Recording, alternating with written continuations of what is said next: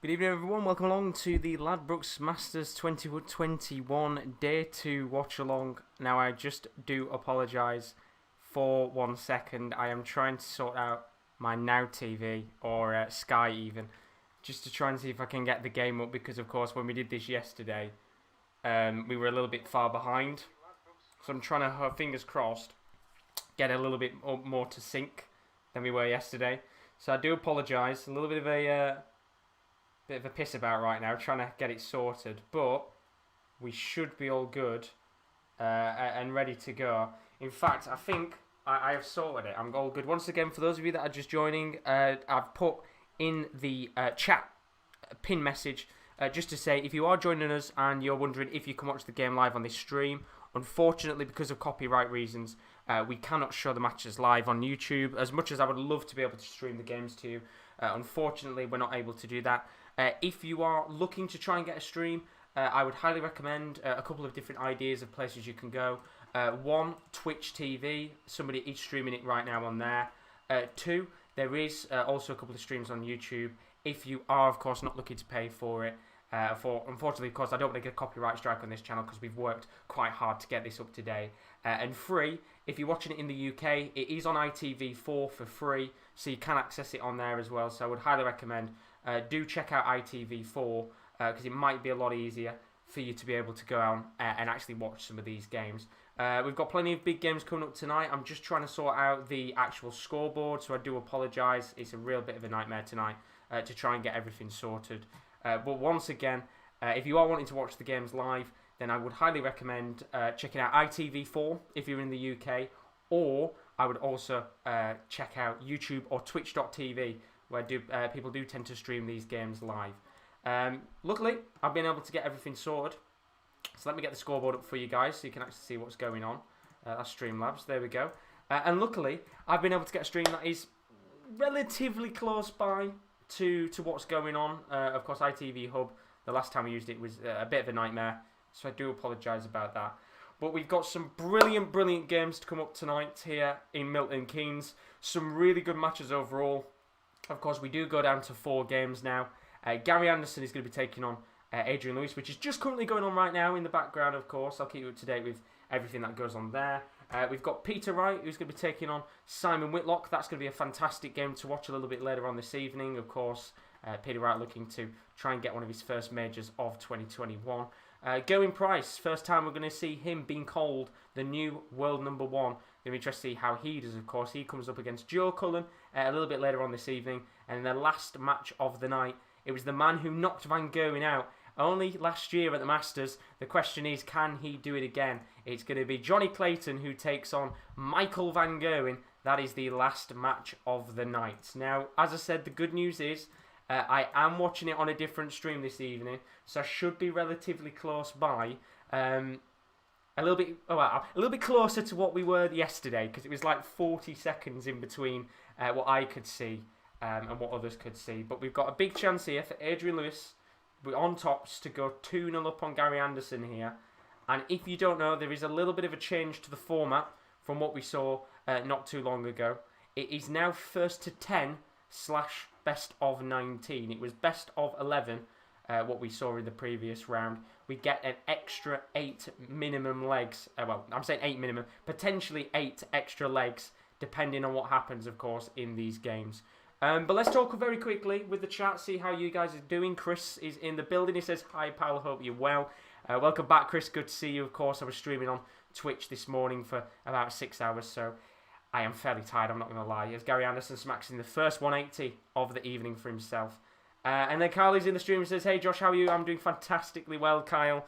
I've got plenty of drinks next to me just to keep my energy levels up because I am very tired already. But I am as good as always. And hopefully you're good too. And then Chris has put his predictions in the chat. He thinks it's going to be Gary Anderson 10, Adrian Lewis 4, Peter Wright 9, Whitlock 10. That's an interesting call, actually. You'll have to tell us in the chat why you've gone for that one. Gerwyn Price 10 for Cullen. And then Van Gerwen 10-7 Clayton. I think we'll be going all the way tonight. So do, sit back, relax. We've got another probably around about 4 hours of darting action to come as Gary Anderson checks out 96 on a double 8. I have got drinks with me. Of course, it's become a regular on this stream. If you're new on this channel, We tend to regularly have drinks with us. We have got, of course, a bit of pink gin with us today, as we always tend to do. Roland, if you're looking for a stream, I would recommend, I think there's one on Twitch TV right now. So if you go on Twitch TV, search up Ladbrokes Masters, there is one stream on there.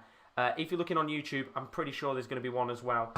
So if you're looking for a proper stream, then check it out. But of course, I put in the title, this is a watch-along, rather than a live stream of the matches, just so people are aware, of course, the difference between a watch-along and a stream. But early start to this game, Adrian Lewis averaging 108 to start. And I actually listened to his interview yesterday after his brilliant win against Michael Smith. Of course, it was a 6-5 result. And it was quite an honest interview with Adrian Lewis. I think many of you will know, if you're a fan of the darts, he had a little spout quite recently of COVID, as he has a chance to check out on 60 here, and does indeed. Brilliant checkout from Adrian Lewis, and it's a very good start to this match. Roland, it is for free. Twitch.tv, and then in the search bar, search Ladbrokes Masters. There's one on there free of charge for you. So hopefully you can find yourself a stream on there. But Harry, how are you doing? Good to see you as always. Welcome along to the stream. Good to see the regulars in the chat as always. But back to the point I was making before. I listened to the interview yesterday with Adrian Lewis, and it was quite a heartfelt interview that he had with the media, of course. You know, a lot of fans will know he had COVID quite recently, which is a real shame, of course. Sad to hear. And I think he said now, you know, he feels a lot of tiredness and aching pains after, you know, just coming up the stairs and things like that, which is, it's quite shocking. And I know that's kind of one of the side effects of COVID. If anybody has had it, then I don't know if you've had similar side effects or not. If anybody has, hopefully you haven't, fingers crossed. But he definitely feels, I think, revitalised. I think he knows that this year for him, you know, is a crucial year. And, you know, he says that the form of past is still there. And, you know, if we get to see that form of Adrian Lewis, it would be lovely to see him, you know, maybe go on and go a little bit far in this Masters. And right now he's 3-1 up on Gary Anderson, although he's going to be 64 checkout. If Gary Anderson can hit treble 16, which he doesn't, which means he's going to have one dart here at tops, which he isn't going to hit, just under the double 20, which means there's a chance here for Adrian Lewis at a 1-4-6 checkout. It'd certainly be a very good checkout if he could get it. Gets treble 19. Needed another one. I think it's actually bounced out in the end, which therefore means Gary Anderson will be coming back at double 10. Big moments early on in the game here. 3 darts at that double 10. First dart just a little wayward. Second dart is in, and Gary Anderson makes it 3-2 in this first game of the night. Should be a very interesting game, of course. Gary Anderson going into the break with a leg back to his name. Adrian Lewis, the one who stays up on stage, which is quite interesting. And I think he's just trying to keep himself calm and collected. And I think, you know, it'll be interesting when this game comes back after the break in just a moment's time. But Chris, he said, good to hear. I'm good, thanks. Bit bored, but looking forward to tomorrow. Got the final and a new gaming laptop coming. Ooh, going to be interesting, Harry. Very best of luck when that comes, of course. Be very nice to see how that goes down for you with a gaming laptop. They are very good. I used to have a gaming laptop myself. And then he's put update on the FIFA grinding. I did yesterday. I got fuck all, so no surprises there. Well, I streamed this morning, Harry. I was on from 9:30 till about 4 o'clock. I packed a blue. Get in there. I packed Alphonso Davies. So I'm absolutely buzzing. And that was in my 4th upgrade pack. Just shows how lucky his mental. It's crazy. But let's have a little talk about that kind of first 5 legs of the game between Gary Anderson and Adrian Lewis. It's gone by very quickly, of course, because I was having a few technical issues. But it's Adrian Lewis, of course, who's come out on top within this first 5 legs. He's currently averaging 103.77. A very similar performance, I would say, to the one that he put in yesterday against Michael Smith. As for Gary Anderson, he's averaging 92.49, so a little bit low for Gary so far, but it's still very, very early in this game. In terms of the checkouts, 37.5% currently for Adrian Lewis. That's 3 out of 8 opportunities at doubles. As for Gary Anderson, 50% so far. He's only had 4 opportunities at the doubles. 2 of those he's been able to get. And of course, one of those were very, very pivotal a moment ago. He's put him just 1 leg behind Adrian Lewis. And it should be an interesting game, of course. Plenty of time left in this match. I'm just going to turn my microphone down just a little bit. I don't want it to be too loud for you guys, of course. It's all the settings I had this morning on Twitch TV. But just very quickly, as we always do at the beginning of the stream, if you are new to the channel, don't forget to leave a like and a subscription, because I do have to say, we've had quite a lot of new subscribers over the last 24 hours. So for all of you newbies, maybe that have come into the stream for the first time, then definitely tell us if you've subscribed quite recently in the chat. We're up to nearly 1,620 subscribers, so the subs are flying in, and it's well worth joining us on the channel. We've got a lovely, lovely community of people. But if you're looking for our social media links, of course, if you want to keep up to date on when we're live, you can join us on Twitter. My Twitter is at @the_top corner. I always tweet out whenever we're live. And then also, you can join us on Instagram, which is _sportscorner_. And then we also have our website. We've currently, I believe, got a live text, kind of text along, whatever you want to call it, for an RB Leipzig game in the Bundesliga. So if you're looking for a little bit more football, then there has been a live text along basically with Kieran L, which is available on the Sports Corner. But if you've got a spare 10 or 15 minutes and you want something to read while, I don't know, maybe on the train or on a bus ride, and then check out our website. Well worth it, because there's plenty of content on there every single day. But we should be back underway with Gary Anderson and Adrian Lewis in just a moment's time. And while this game is still quite early into the match, do put your predictions in the chat, actually, for what you think this game is going to finish. Because, of course, we've got a long way to go in this match. I'm going to go for an Adrian Lewis. Do you know what? I'm going to Adrian Lewis 10-7. As I said, I'm a big Gary Anderson fan. Two of my favourite players coming up against each other here. But I'm going to go for 10-7 Adrian Lewis. I think he's really, really looking hot on form in terms of how he started this competition. Question is, can Gary Anderson fight back? Of course, we'll have to find out as this game does continue on. But Harry's put, did you hear about Cross today? We've been over the hockey and stuff. What's your opinion on this? Now, I didn't get to watch the afternoon session because I was live on Twitch. But it is an interesting one. I haven't actually seen a video or anything, so I can't really give an opinion on it, just because I haven't really seen what went on. But it's quite an interesting situation.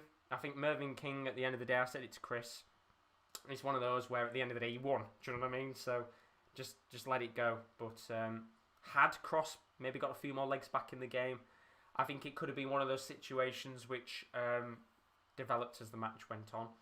And then Harry's put, that's banging, I was asleep this morning. My sleep schedule is less organised than the tables for Anderson and Suljevic. I think we're all in a similar situation right now. You know, sleep schedules have gone to shit, basically. I mean, I can't say that for myself because I'm usually up quite early in the morning, but it's an absolute nightmare. Philip Toppy, welcome to the stream, buddy. Hope you're good. He says, what happened with Cross? Basically, I think in one of the legs, Cross apparently just had his foot over the line of the hockey. Now, King was complaining about it. He did go on to win the game, King, so it doesn't really matter as much. But it was a fairly interesting situation at hand with what went on there. A little bit of drama, which, of course, we do tend to see quite often in the darts. Kryle's put in the chat. Oh, Kyle, not Kryle. Lewis will win 10-5. Be an interesting result. Be a fairly quick game. And then Harry's put, I'm saying 10-8 Lewis. I reckon Anderson will be leading 7-6, but he'll get fed up with Lewis. They've played each other so many times that he surely knows how to play mind games with him. Well, this is the thing. You know, I said it yesterday. This is the game I was most looking forward to today because, you know, these two guys have so much history against each other. I think these are the two kind of horsemen of the PDC over the last couple of years. They've played each other in many finals, many big games, and of course this is another one of those big matches as Adrian Lewis smashes in a double 10 to take a 4-2 lead on Gary Anderson. And although it's fairly early in this game, the World Championship finalist, Gary Anderson, has got to make sure he gets a few legs back here, or he's going to be chasing Adrian Lewis for the majority of this match. And I've got to say, with the way Adrian Lewis is playing right now, this is a quality performance from the former world champion. Of course, both of these players have won world championships even in the last couple of years. But Philip's asked in the chat, who's your favourite darts player? Funnily enough, Gary Anderson, which I love to watch Gary Anderson play. But a few of my favourites, Gary Anderson's my most favourite. I really like Adrian Lewis. I really like Nathan Aspinall. And I really like Dimitri van den Berg. As Gary Anderson smashes in a 180 here. He's down to 162 already in this game. Get my drinks ready because we'll be putting a few drinks in the in the cup soon and flying as Adrian Lewis matches up with a 180 of his own. He's down to 138 here. Gary Anderson finds himself at 162. He gets 2 treble 20s and a double 2 to leave himself at, I think, tops. He does indeed. So Adrian Lewis here isn't going to be able to check out on a 138, which means Gary Anderson has a chance to make it 4-3 if he can take his 3 darts at tops. I'm going to have a lot of drinks here because, honestly, I'm absolutely knackered. As Gary Anderson has 1 dart at double 10 and doesn't hit it, which means now a big opportunity for Adrian Lewis. A double 10 which he gets, and that is a 5-2 lead over Gary Anderson, and that is a brilliant start to the match for Adrian Lewis. You can see Gary Anderson's reaction right now. He's chasing this match, and he's got a lot of work to do here because, you know, even though this is a best of 19 legs game, he's chasing. And we saw when he played Gerwyn Price a few weeks ago, he was chasing Gerwyn for a large spell of that match, and he just couldn't seem to get back into this game. And Adrian Lewis right now is probably, in my opinion, looking at one of the hottest players of the tournament in terms of his performances so far. Although there's plenty of time left in this match, if I do say so myself. How he's put, one thing I'd say about Lewis, he's a very good loser, always giving hugs and stuff at the end of the game. And I agree with you. I mean, I know he won yesterday, but one thing that I noticed is at the end of that match against Michael Smith, they were on stage for quite a bit of time talking to each other. And I think, you know, Adrian Lewis, he said in his interview actually yesterday, which I talked about, you know, he thinks that Michael Smith is one of the best players in the world. And, well, you know, he is technically one of the best players in the world, but I think Adrian Lewis has a lot of appreciation for the players. And he's got a chance here to check out 127 on double 8. Oh, what a brilliant finish. It's 6-2 to Adrian Lewis. And all Gary Anderson can do right now is have a big grin on his face because that is a brilliant 127 checkout from Adrian Lewis. And Gary Anderson finds himself 4 legs down to Adrian Lewis. And this is a vintage Adrian Lewis performance so far. And touch wood, I don't want to jinx it. This is a brilliant start for Jackpot, who is certainly hitting the trebles perfectly tonight, as Gary Anderson has to really chase deep in this match early on. Harry's put, remember to move because the way you described your back last night made it sound like you developed paralysis. Honestly, it was more the fact that I'd been sat down for way too long yesterday. So what I am going to do is at the end of every match, I'll take a little break and I'll just stand up for a few moments and move myself about, because considering I was live on Twitch this morning from 9:30 till 4, I've kind of had like a 2-3 hour break before coming back online again. So fairly busy. Welcome to the stream, Ben. How are we doing, lad? Good to see you as always, buddy. Thank you very much for joining us. How are you doing this evening? Welcome along for the darts. Day number 2. Good start to this match for Adrian Lewis, who finds himself 6-2 up on Gary Anderson. He's got himself down to 96 here with Adrian Lewis. Adrian Lewis at 96. Gary Anderson here looking for a 72 checkout. He's got 1 dart at double 20, which he doesn't get. Which means Adrian Lewis has a chance here to go 7-2 up on Gary Anderson if he could check out 96. Gets 20. Gets 18, which means there's going to be no checkout. And Gary Anderson will be coming back at 48. So 1 dart at double 16. 2 darts at double 16 is what he'll have here. Gets that 16. Really close to hitting the double 16, which would have been quite a road for Gary. But he does get the double 16 in the end with his 3rd dart. And he finds himself now 3 legs behind Adrian Lewis. Could that be a potential chance at a fight back for the former world champ Gary Anderson? Chris has put Arsenal v Man United had the hype before the game. It ends 0-0, so predictable. I didn't even bother watching it. It's at that point now where all of the big games that tend to get hyped up, I kind of just... There's no point in watching them anymore. They're all going to end 0-0 this year with the way it's going. Adrian Lewis looking to smack in a 180. Just ricochets off his 2 other darts and it hits for a 140 instead. And he's in the driving seat here as Gary Anderson only hits... Well, actually, I say only hits. But gets himself a feasible score, I think, of 94 to leave himself down at 313. As for Adrian Lewis, he's at 303 and looking in the hot seat to potentially go 7-3 up in this game. But Ben's put in the chat, happy for Milton Keynes so far. Best performances for year.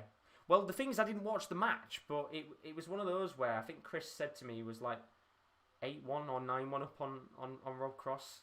And you're thinking to yourself, what an unbelievable performance from a brilliant, brilliant player on his day, Milton Keynes. But, you know, I think there was a little bit of doubts and worries kicking in as Cross slowly started to come back in the match. But realistically, it was very unlikely he was ever going to come back in the game. But we've got a chance here at a 1-1-2 checkout.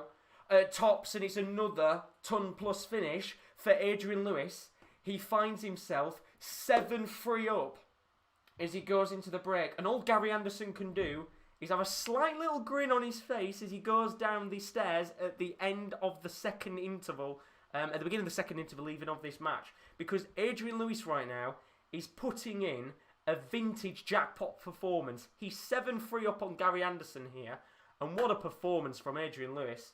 He's 3 potential legs away from going through to the next round, of course, of the I'm saying the semi-finals, the quarterfinals tomorrow, is it, in the afternoon? The quarterfinals to the not the World Championship, I keep saying it. The Ladbrokes Masters is the tournament we're watching right now, not the World Championship. But it's a brilliant, brilliant performance indeed. And I can't see Gary Anderson getting back into this, if I'm honest with you. I mean, he's already 4 legs behind. And he's got to basically rely on Adrian Lewis not getting any more legs in this match, which I highly, highly doubt is going to go Gary Anderson's way. But Tubbs is in the building. How are you doing, Tubbs? Good to see you as always. I saw you in Kieran's stream earlier. Thank you for joining us on the channel, you absolute legend. Welcome along for the darts, day number 2. Let's take a quick look at what's to come on the channel over the next few days before we talk about anything in this game between Gary Anderson and Adrian Lewis. We've got a lot of content still to come. Starting off, of course, tomorrow, I'm going to be live with the semi-finals and the final of the Ladbrokes Masters. You do not want to miss it. Be live from 7:10 for that. Then straight after I've finished, right after me, Royal Rumble live with Kieran D and Rowan. That's going to be live from about 11 o'clock straight after. And then 1st of February, if you're a regular on this channel, you'll know we love Deadline Day. It's Deadline Day live. It's going to be on the 1st of February.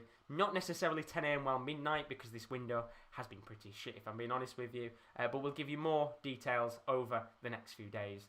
And we'll have plenty of content to come, of course, over Deadline Day. Not just on our YouTube page, but on our website as well, to keep you up to date with all of the transfers in football. So it should be very, very good indeed. But let's talk about that game between Gary Anderson and Adrian Lewis, because we are potentially, at the very minimum, 3 legs away from this game being done and dusted. And we only started 25 minutes ago. Adrian Lewis finds himself 7-3 up on Gary Anderson. And as it currently stands, Adrian Lewis is still averaging over 100 in this game. In fact, he's averaging 103.97 right now. As for Gary Anderson, only 92.8. He's still struggling to try and match Adrian Lewis's score. And of course, the top 8 players, this is their first game back. So realistically, you could say that for Adrian Lewis, he's already had a game under his belt. He's going to be feeling a little bit more confident, considering he's already got a big win against Michael Smith. And he could potentially be about to knock out the world number 8, that is Gary Anderson. As for their checkouts, Adrian Lewis is currently averaging 50% on his doubles. That's 7 out of 14, so a really brilliant start for Jackpot Lewis. And then Gary Anderson is currently on 33.33% on his doubles. That's 3 out of 9. And not really a good performance so far from Gary. I think he knows himself. He's got a lot of work to do here. As I said, he's 4 legs down in this game to Adrian Lewis. And if AD Lewis gets 1 or 2 legs more, this game is going to be done and dusted, in my opinion. I can't see Gary getting back into this match unless he finds himself an unbelievable run in the next few legs. So very best of luck to him in that respect. But let's have a look and see what you guys have been saying. Harry's put, here's what I think about the cross-hockey thing. Is the extra half a centimetre going to make that much difference? Realistically, probably not. As I said, I can't kind of talk about it because I didn't watch the match.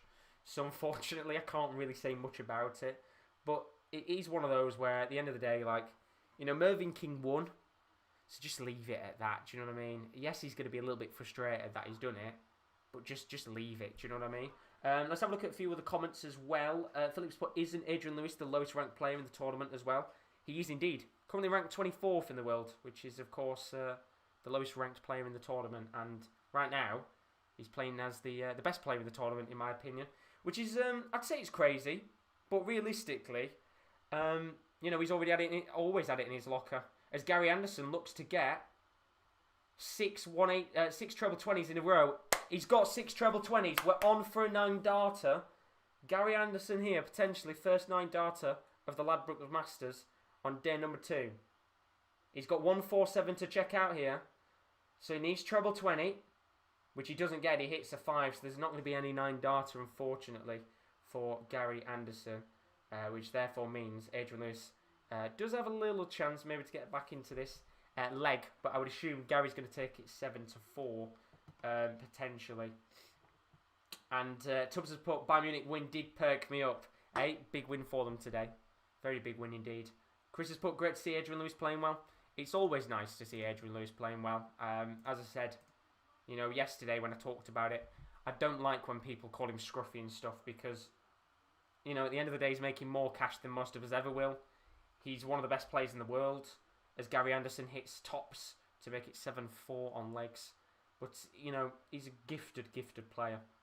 We've seen in the past what he can do. One of the games I'll always remember was, I think it was it the 2013 World Match Play semi-final? I kind of watched that in full when he played Van Gerwen and won. I think it was like 17-15 or something stupid. He's a gifted player. He's played in many classic matches, and if you can unlock that potential, and if you can get the old Adrian Lewis back, he could easily shoot up the rankings just like that if he can go on good runs in major tournaments. But let's go back to this game, because Gary Anderson, as I said, just got himself a leg back a moment ago on tops. And he is potentially on course here to maybe make it 7-5. Adrian Lewis at 2-4-5 with the break of throw. Gary Anderson has got himself 2 treble 19s and I think a 20 to get himself down to 179. So a very good start after this second interval for Gary Anderson here. Can he continue this run on? That is the question. So Gary Anderson at 179, not going to be able to check out. As for Adrian Lewis, he's at 188, so Gary will be coming back with 3 darts in hand, and he'll be coming back with 3 darts at hand at 80, so a pretty decent check out there for Gary Anderson. What can Adrian Lewis do, though, to pressure? The answer is not a great deal. He only finds himself down at 147.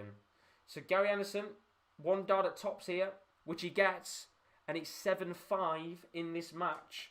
And just as we were saying a moment ago, maybe Gary Anderson was just slipping off a little bit. He's just actually clawing his way back into this match. Very, very slowly but surely. Are we maybe going to see Gary Anderson make it 7-6 and make things very, very interesting? We'll have to find out, of course, as this game continues on. He's on for a 9-darter again, by the way, Gary Anderson. Can he get it? The answer is no. He's only going to hit 2 20s. Really needs a treble here, which he gets. And he gets himself down to 230. Adrian Lewis back at 401, so a potential opportunity maybe for Gary Anderson to make it 7-6. Certainly showing a bit more of a fight-back spirit now, Gary, in comparison to his unbelievable match against Gerwyn Price. I want to mean unbelievable. It was unbelievable for Gerwyn Price and not Gary Anderson, unfortunately. But he's down to a big fish finish.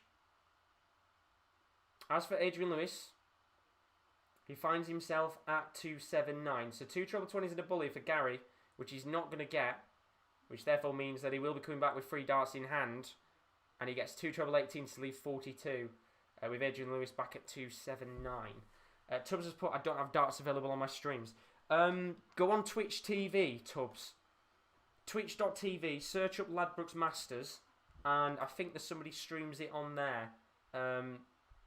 So if you can't actually get access to the game, then I would check that out. Might give you an opportunity to watch the matches. Gary Anderson checks out the 42, and this game is now 7-6, and the pendulum just swinging a little bit here. Adrian Lewis was in cruise control of this match going into the second interval. He now finds himself 7-6. And we've only got 2 more legs before this goes into a break, I believe. In fact, no, I don't know if there is another break in the match. Someone will have to tell me. I think there is. And Gary Anderson still only averaging 93.87, which is a little increase from what we saw before the break. As for Adrian Lewis, he's dropped under the 100 mark now. He's averaging 97.15. And just a little bit of a worry maybe for the jackpot. I think he's got to get this next leg on the board and keep Gary chasing. Because if you let Gary get back to 7-7, I could see him potentially taking the lead in this match now. You know, if you'd have told me 5 minutes ago that Gary was going to maybe claw it back, I probably would have disagreed with you. But he's done very well here. But Adrian Lewis is in the driving seat to potentially make it 8-6. He's down to 56 with Gary Anderson all the way back at 293. So an opportunity for the pendulum to swing the other way. So 16 and tops for Adrian Lewis. Gets 16. 2 darts at tops and he only needs 1. And that puts him 8-6 up. Which means 1 more leg on the board for Adrian Lewis. And if there is another break, he might find himself 1 leg away from the next round of the World Dart... No, not the World Darts Championship. The Ladbrokes Masters. I'm getting confused myself, honestly. Still used to the Ali Pali atmosphere from a few weeks ago. As Adrian Lewis smacks in another 180 on the night. Brilliant performance from the jackpot. But Gary Anderson looks to smack in a 180 of his own. And he responds with a 180 of his own. Where's the sound? We haven't had it today. Get the 180 on Russ Gray. There we go. We'll have the sounds on. Why not? It's always nice to have the 180 sound on as well. You're very welcome, Tubbs. Hopefully you've been able to get a stream. Makes life a lot more easy for you, especially when you can't access it. But this is a really crucial moment in the game here. Adrian Lewis currently at 2-2-1. Gary Anderson at 2-1-7. And just a little bit of a blip there for Adrian Lewis. Only gets himself down to 1-7-6. So once again, this game is back into the driving seat of Gary Anderson, who's down to 1-1-7. And he has a chance to take us to 8-7. And I'm pretty sure we're going to a break then. So treble 2017 tops. Gets the treble 20, Gary. Which means he's got 1 dart at tops for 8-7. And he's just under the double 20. Which means that Adrian Lewis has a chance here to check out 1-1-8. Needs treble 20, which he gets. Which means he's going to have 1 dart at tops. In fact, he won't because he hasn't hit the 18. Which means Gary Anderson has a chance to make it 8-7 on double 10. First dart misses. Second dart hits the 10, which means 1 dart at double 5, and he gets it. And it means we will continue on. There is no other break. I thought there wasn't. And it is Adrian Lewis, who is still 8-7 up. But Gary Anderson will just not go away. And it was similar to the game against Michael Smith, of course, yesterday. You know, both players just kept pushing against each other. And it went all the way to a last leg decider. With the way that this one is going, Adrian Lewis just needs to keep that 2-leg gap on Gary Anderson. Because as this game has continued on, the momentum is swinging Gary's way. And I do think to myself, is it a little bit of fatigue? Because I said before, of course, with COVID, Adrian Lewis suffered with it, of course. And does feel a bit more tiredness. And I'm wondering maybe if that could potentially become a little bit of a problem for him. But I'll tell you one thing right now, it certainly isn't a problem. Because he's in the driving seat here to make it 9-7. Gary Anderson hits a 140 to leave 167. Adrian Lewis at 203. I love that 180 sound. Hey, I've got plenty of them. We'll play them over the night when we see 180s flying in. And 3:45 AM in the Philippines right now, Tubbs. Damn. Jesus. That is pure dedication. God bless you, man. God bless you. Pure dedication. Adrian Lewis, though, on a 63 checkout. Needs treble 13, double 12 to go 2 legs in front once again. He gets the treble 13. 1 dart. A double 12 is all he needs. And, well, what brilliant, brilliant performance from Adrian Lewis. Brilliant game. And Harry's put in the chat, come on, Jackpot. I understand you may want Anderson to win, but it's always good to see Jackpot involved. To be fair, I said that I said Adrian Lewis was going to win this. I think, was it 10-7 I said? Or like 10-8? I think with the way Adrian Lewis is playing right now, I've got to say, I want him to go through because, he's a brilliant player to watch. As Gary Anderson gets 2 treble 20s in a 19, but he's playing so well in this tournament that he deserves to go through. And of course, we will look at the bracket a little bit later on to find out who he faces. And we'll talk about those other games that went on in the afternoon session.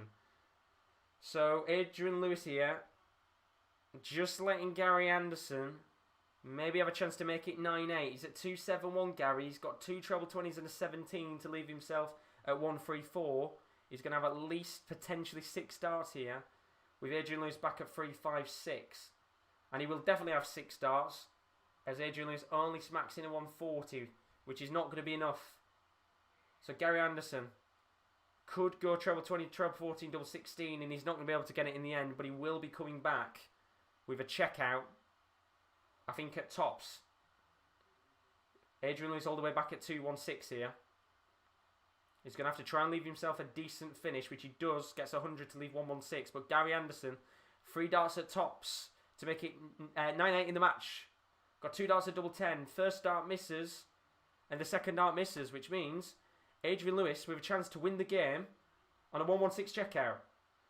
Tries to go the treble 19 route and doesn't get it, which means Gary will be coming back with 3 darts at double 5.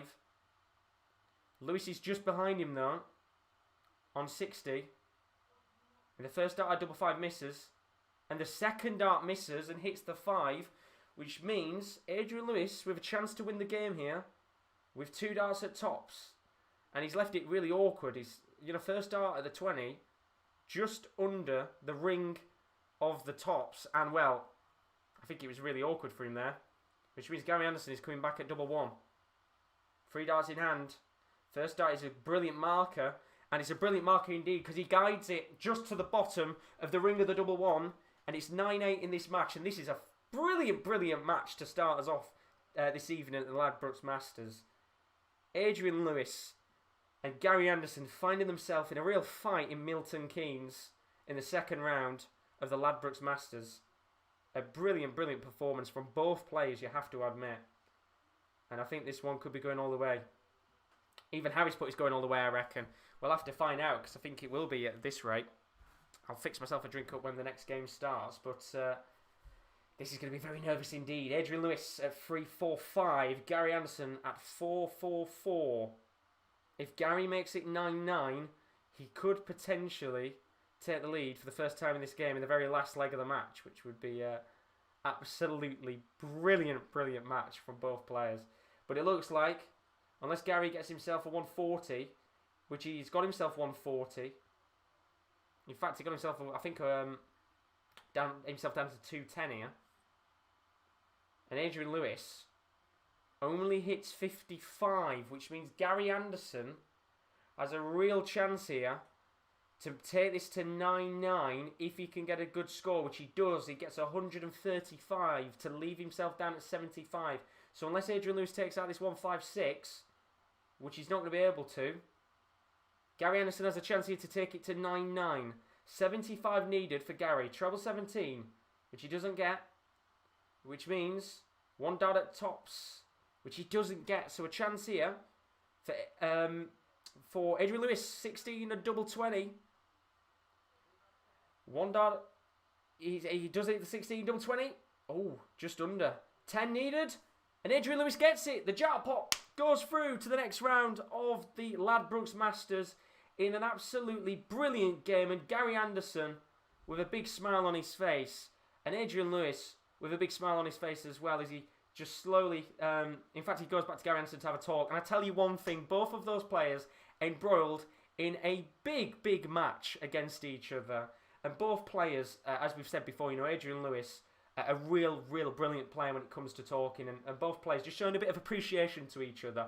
But what a brilliant match that was. Jackpot Lewis, who found himself in control for the majority of the game, just couldn't brush off Gary Anderson towards the end of the match, and it looked like we had a potential chance for this game to go to 9-9, but in the end it's Adrian Lewis with a brilliant, brilliant performance who goes through to the next round of the Ladbrokes Masters. And I tell you one thing, I am rooting for Adrian Lewis to win this competition now. What a brilliant, brilliant performance. We'll talk about the averages and the stats of that match in just a moment's time. But very quickly, let's have a quick look at the comments. Gary's put, "Are you from Oldham, pal? Your accent I'm trying to work out. I'm from, well, live in Milton. I'm not from Oldham. I'll tell you what, I'll let you try and have a guess and see where I'm from, and I'll tell you at the end in some point." Chris put, "Liverpool win. We 1 point behind them." Hey, you never know what might happen. And then Carl's put, "I do enjoy watching Roy Keane, one of my favourite pundits. He is a very good pundit in football, isn't he?" But I'm going to take a quick break for a moment. I'm just going to stand up for a second. I'm going to put the social media links on so you guys can, of course, check out our social media, our Twitter and Instagram. But when we come back in about 10 or 15 seconds, if that, I will, of course, look through the stats of the match between Gary Anderson and Adrian Lewis. And then we'll move on to match 2 of the night, which is Peter Wright taking on Simon Whitlock. Be back in just 2 moments.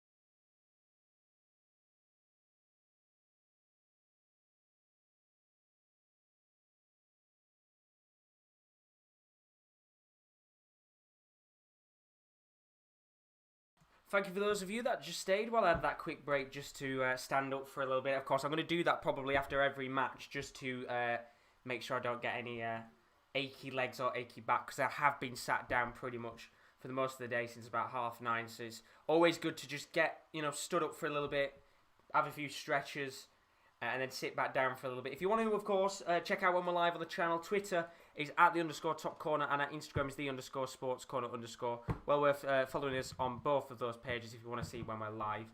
But let's have a quick talk, as I take that off the screen, about that match between Gary Anderson and Adrian Lewis, because the jackpot certainly hit all the right notes when it came to finishing in this match against Gary Anderson. In terms of the stats of the game, Adrian Lewis averaged 98.56 in that match. As for Gary Anderson, he averaged 92.70. So not necessarily the greatest performance for Gary Anderson in terms of his kind of average. I think he could have certainly improved on that massively there. But in terms of the checkouts, 32% for Gary Anderson. That was 8 out of 25 on doubles. But Adrian Lewis, 50% on his checkouts, 10 out of 20. And I have to say, fair play to Jackpot Lewis, because it was a brilliant match. There were 9 180s in the game, 5 for Adrian Lewis and 4 for Gary Anderson. And just absolute credit to Adrian Lewis there, because, he's coming to this competition out of form, looking really shocking, I think, over the last year. And I think he knows it himself. He's not had the greatest 2020 in the world. But if one thing he could have done was come into this Masters and get himself into a little bit of form. And that's exactly what he's done.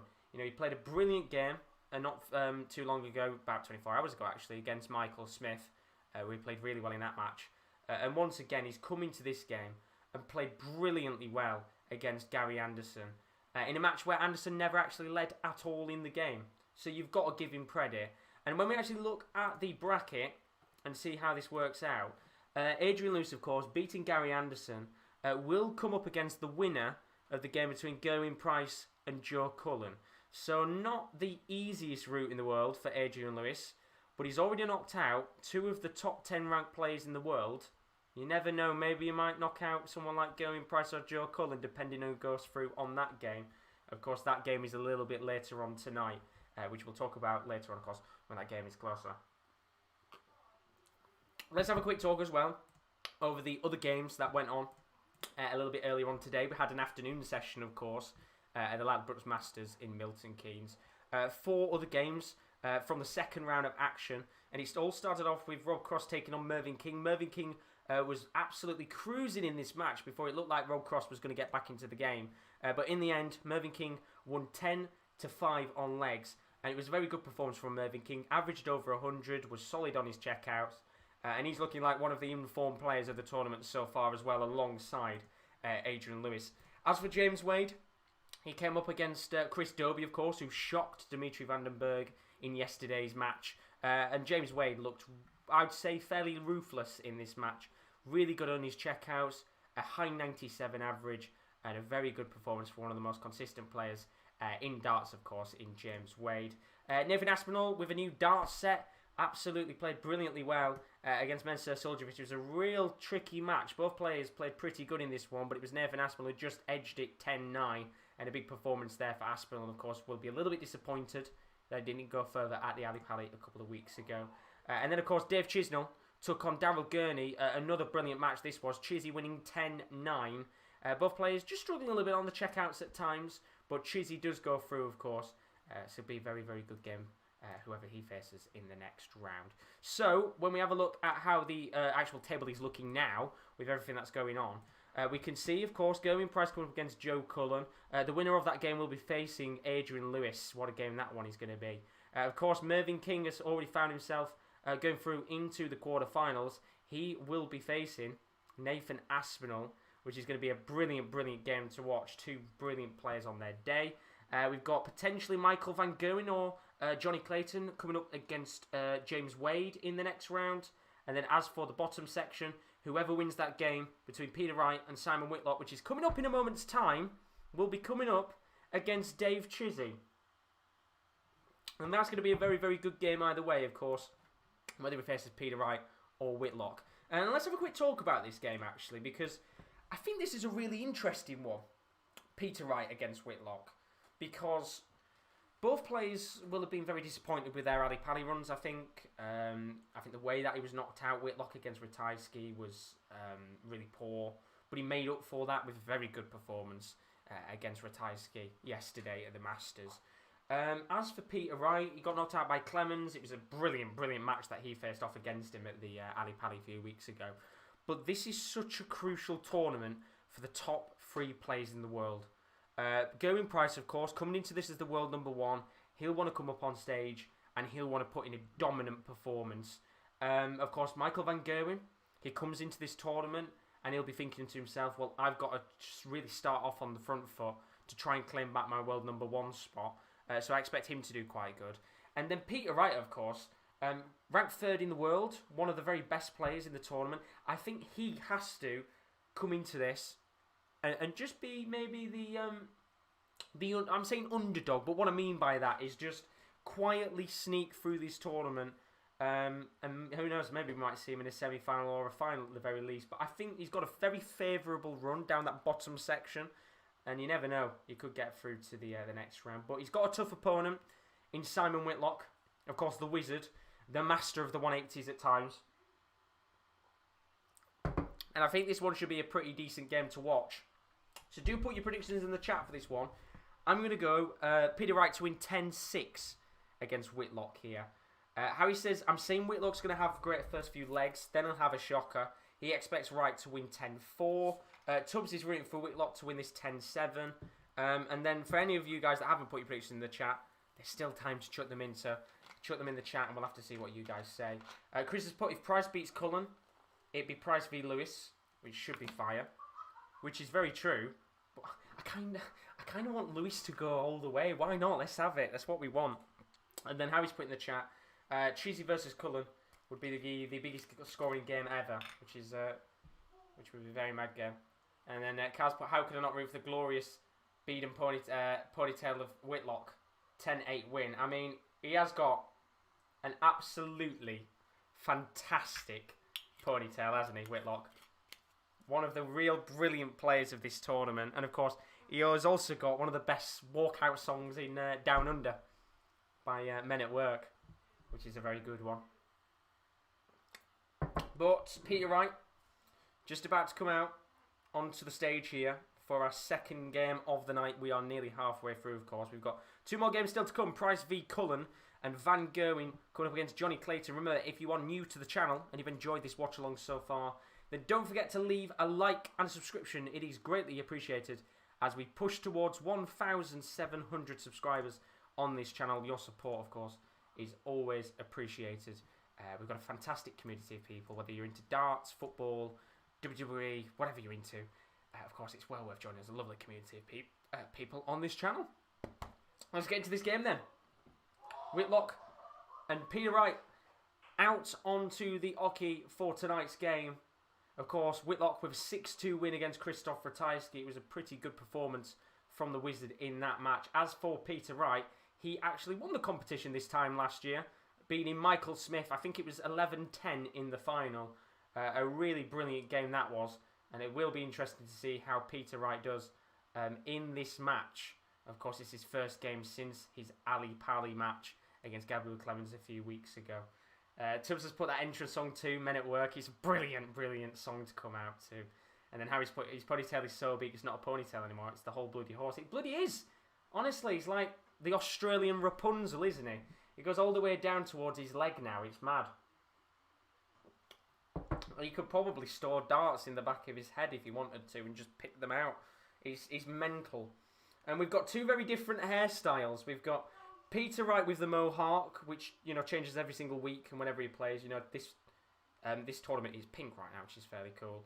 And then we've got Whitlock as this game is about to get underway once again. I am a little bit behind. I don't think necessarily I'm as far behind as I was before. Thank God I am not using ITV Hub today because it was absolutely shambolic the last time I used it. But we're off to a brilliant start here with Whitlock hitting 21. Brilliant start, Whitlock. What a beginning to the match. And, well, it's not exactly what you want at the start of the game, is it? And Peter Wright here is already going to capitalise on that by hitting 100, which at this stage will be good enough, and leave himself down at 401. What a start to the match. Gary Scott, you're like Alex Belfield with your vodka and coke. I love my pink gin and lemonade, honestly. You love it. As I said, any dart stream, it's become a regular. Now it's kind of become the tradition to sit and have a gin or a few on stream.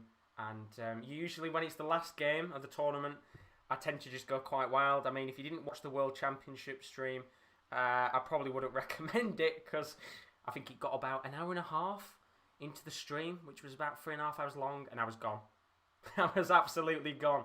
Yet 100 people were still sat here watching me slightly drunk watch a game of darts. What a crazy world we live in, eh? What a crazy world we live in. Bit of a scrappy start to this game, though. Whitlock at 240. He's got the break of throw, of course, in this first leg. Peter Wright at 264. And I think both players are just a little bit frustrated with how they've started this first leg off, of course. It's really crucial, especially when we go into this first break, for whoever takes the lead to just, you know, keep calm. Well, and potentially, of course, there could be maybe 3, 4, 5 sets up, depending on what happens in this game. I mean, I think Wright is a perfect example of why darts is so good. There are so many different personalities in the sport. You don't get that type of thing in team sports. Well, this is the thing. I think, you know, every darts player is very, very different. They've all got different characteristics. I mean, it's one of them where, you know, you get the likes of Peter Wright, you know, coming on the stage with the Grinch costume at the Ali Pali a few weeks ago, as Whitlock takes the first leg of this game on a double 9 checkout. But then you get characters like Gerwyn Price who tend to be loud and I'm not saying annoying because I find it enjoyable to watch. I'm not gonna lie, but very provocative is probably the best way to put it.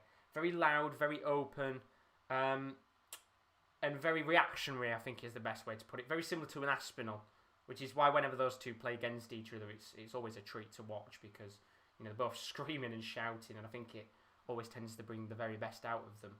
But both players here starting at 3-6-1. Peter Wright with a break of throw. And depending on what happens tonight, I think it's going to be very interesting to see these top 8. Of course, we already saw 4 of the top 8 this afternoon face off. But these are the very best 4 pretty much that we're watching, apart from Gary Anderson. You know, Anderson's already out, which, with the way that Adrian Lewis is playing, is it a little bit of a shock? Probably not with how Adrian Lewis was playing there, but a really good match overall. But if Peter Wright was to get knocked out, then things get a little bit interesting because 2 of the big boys are already out of the competition before we've even seen Gerwyn Price and Van Gerwen throw a dart. So I think, those two players will be desperate to see Peter Wright get knocked out. Because in both of their heads, they'll be thinking, if we can get one of those guys out, we're in the driving seat to win this. And it'll be interesting as well to see whether, if Gerwyn Price or Cullen or Clayton were to win, of course, how they'd react playing some of the other opponents, and whether maybe the Van Gerwen curse would come into play or not, like it did for Cullen. Not Cullen, sorry, for Chizzy and other players at the Ali Pally. But Peter Wright here, on for an 80 checkout, treble 20, double 10. He gets the treble 20, it means he's got 2 darts at the double 10 here. First dart hits 10, which means he's got 1 dart at the double 5, which he doesn't get, and he hits the 5, so he's going to have at least 2 darts coming back at the double 2. As for Whitlock, got a chance here to check out 106. He's going to have to get treble 20, 14, double 16 to go 2-0 up on legs early on in this game. Going to be a very interesting match to watch this, because we've seen at times the very best of Whitlock. I mean, he's gone back to his darts that he used against Michael Van Gerwen at the World Grand Prix a couple of months ago, which was an unbelievable game. One of the very best matches, I think, of 2020. But 1 dart here at double 2. Sorry, 1 dart here at double 1, I think, for Peter Wright. And he's not got it. And this is a bit of a sloppy start, I've got to say, from both players in terms of finishing. Whitlock here with a chance to go 2-0 up on legs on an 80 finish. Treble 20, double 10 needed. Gets 20, which means he's going to have 1 dart at tops. Good little marker, I have to say, that dart. But he doesn't get it. And it's just over the double 20, which means Peter Wright coming back with 3 darts at double 1. He's got to get this now. First dart misses. Second dart is a brilliant marker. And his third dart is in. And it's 1-1 in this game between Peter Wright and Simon Whitlock. And it's, as I said, just a little bit sloppy at the beginning of this match. Not realistically seeing the best of these two guys so far. But I think as this game continues to progress, we will see the best of them as Whitlock starts with a 140 in this third leg of the match. Harry put that one earlier, of course, but it's so nice, isn't it? He's got such a luscious beard, Simon Whitlock. It comes back to the point you were making earlier, Harry. So many different characters and so many different people with different looks in this tournament. You've got, as I said, the beautiful, luscious beard of Simon Whitlock. You've got the bulky rugby figure of Gerwyn Price. And then you've got like skinny players like Dimmy Vandenberg and Nathan Aspinall. It's beautiful to watch. It is beautiful to watch. So Whitlock here at 2-2-1. Peter Wright at 2-7-9. Should be an interesting game indeed to watch this one. Whitlock got himself down to 84 here, which means he's got a chance to potentially go 2-1 up with Peter Wright back at 2-7-9. He's going to have 6 darts at the 84 as Wright only gets himself down to 2-2-4, so he will be coming back with 6 darts.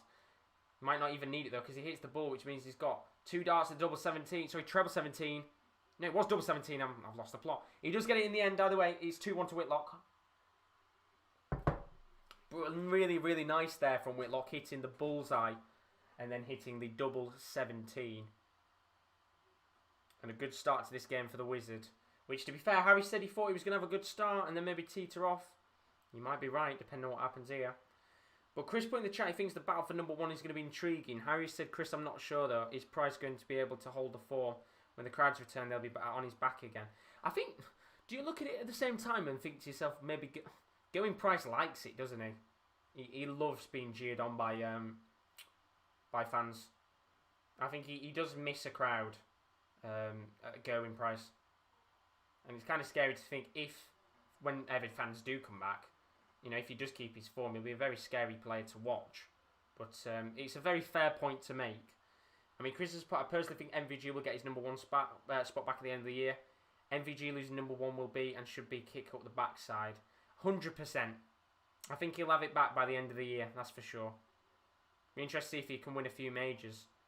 We've seen it in the past with best players. We've seen the likes of Bristow and Taylor.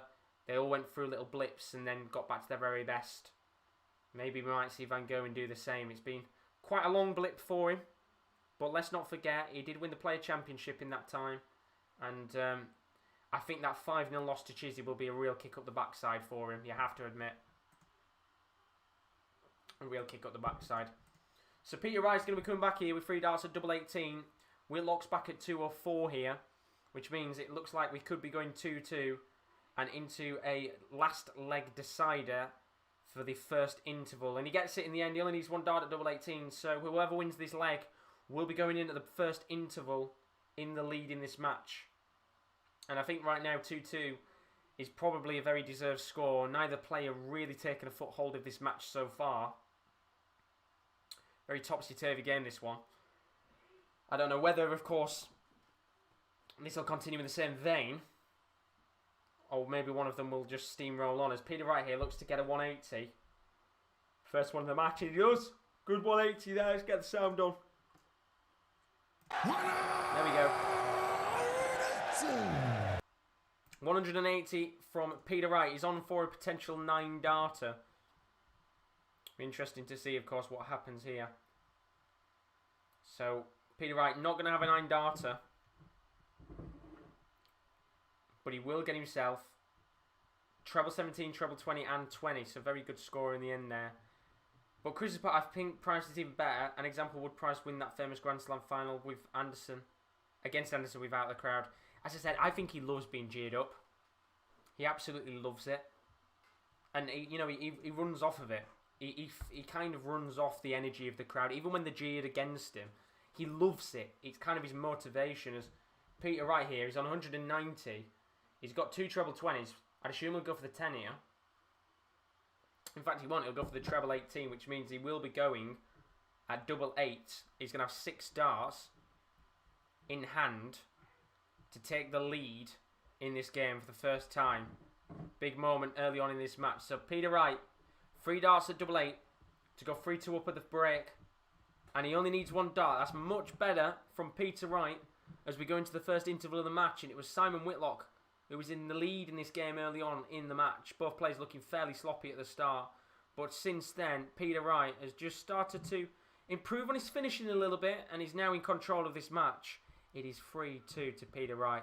Simon Whitlock has got some work to do as this game, of course, does go into a break. But once again, if you're new to the stream, as always, don't forget to leave a like and a subscription. It is greatly, greatly appreciated for those of you that haven't joined us on the channel before and you've enjoyed the content so far. We've got plenty more content to still come on the channel over the next few days, of course. Right now, as you can see on your screen, we've got day 3 of the Masters, the semi-finals and the finals tomorrow night from 7:10. You can join me live for that. And then straight after the darts has finished, Kieran L, Kieran D and Rowan are going to be live with Royal Rumble round about 11/half 11, depending on what time the darts finishes. So you don't want to miss that.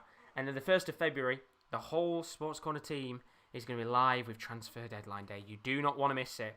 It's going to be a very, very fun day of action, depending on what deals happen, although I don't think a great deal is going to happen, to be honest. So you can keep up to date with all of that on our YouTube page and also on our website. Here are our social media links. Of course, we've got a brand new website we've set up, thesports-corner.com. Please do go and check it out if you haven't been on it already.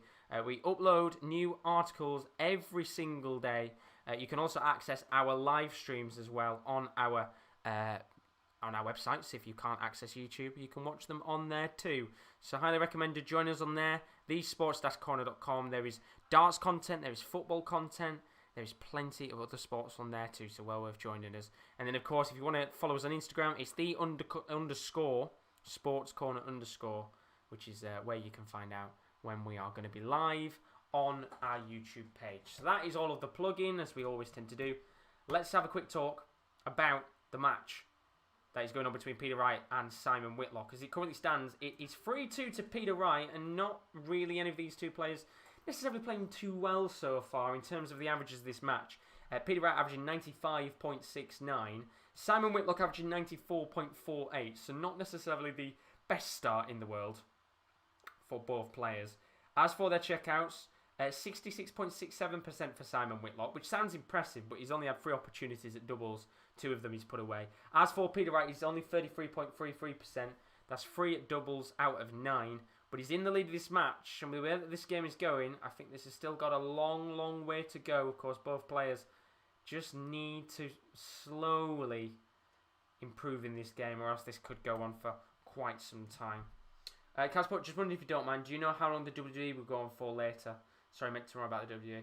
I'm not going to lie, I have absolutely no idea. I don't watch wrestling, so I couldn't tell you a single thing about it.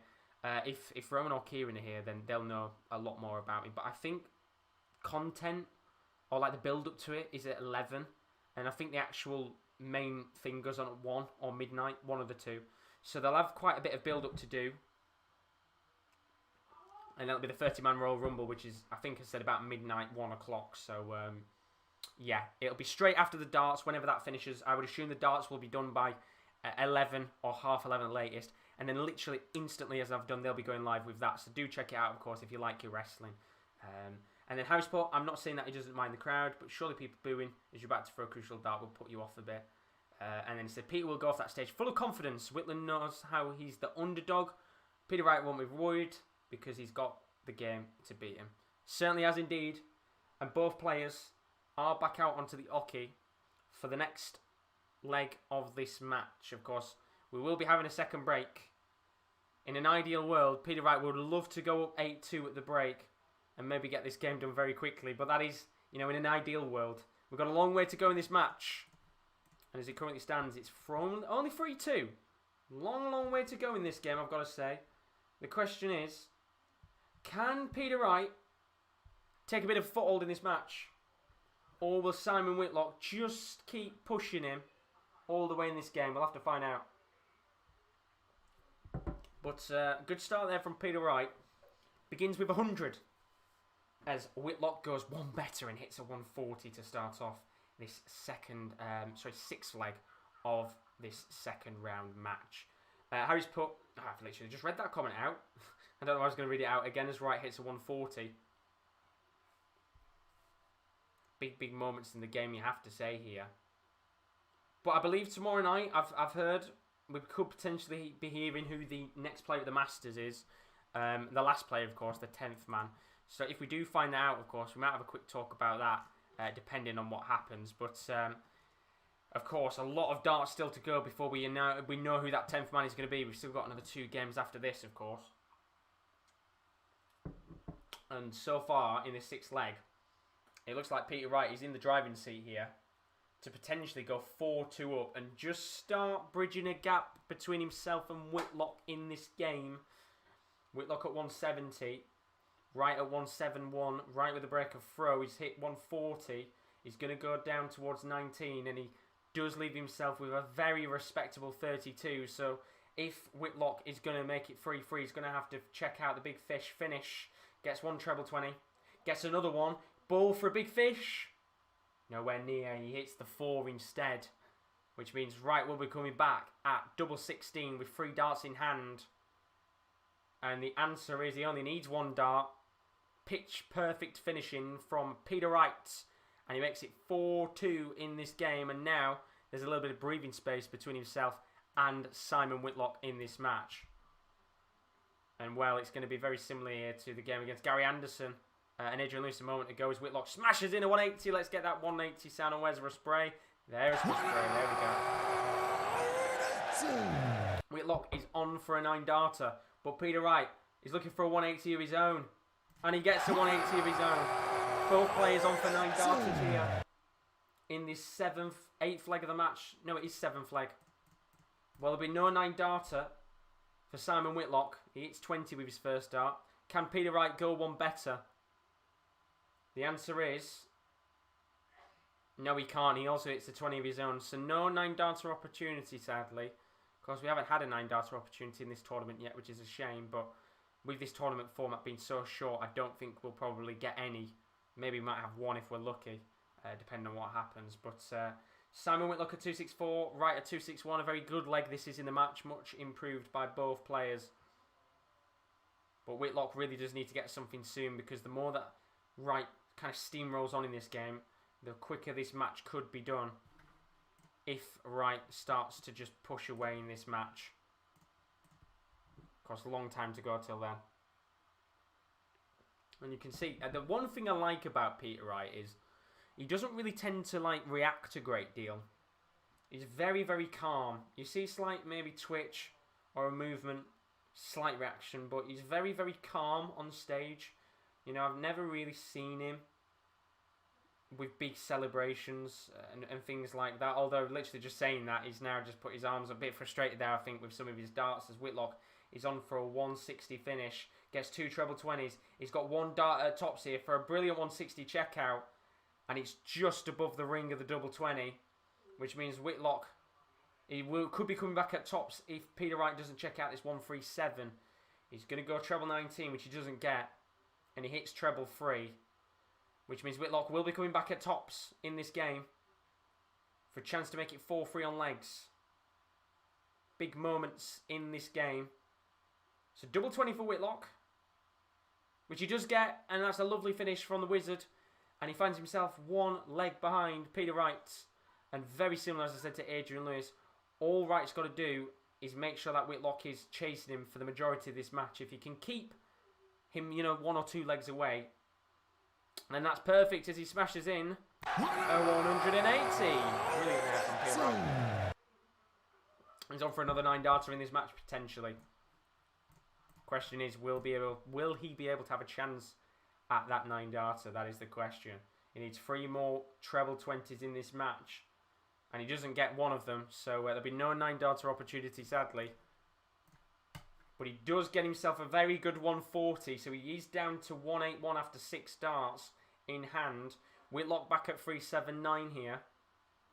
And he does have a very good chance of going 5-3 up and just slowly start maybe pushing away in this match. Of course, he's going to have 2 more legs before another interval in play. But is he going to be going in with a respectable lead, or will Whitlock be closely behind? Another good score there from Peter Wright, which means he's down to 76 after 9 darts. I wish I could chuck darts like this. Whitlock back at 287, which therefore means, sorry about the yawn, I apologise, been up since about 8:30 this morning. And he's going to have 6 darts here, Peter Wright, at 76. Treble 20 double 8 needed for a 5-3 lead. He gets a really poor 1. A bit questionable there. Which means he's hit the outer ball. A dart a bull here, which he won't go for. He's going to actually leave himself at a finish on tops, I think.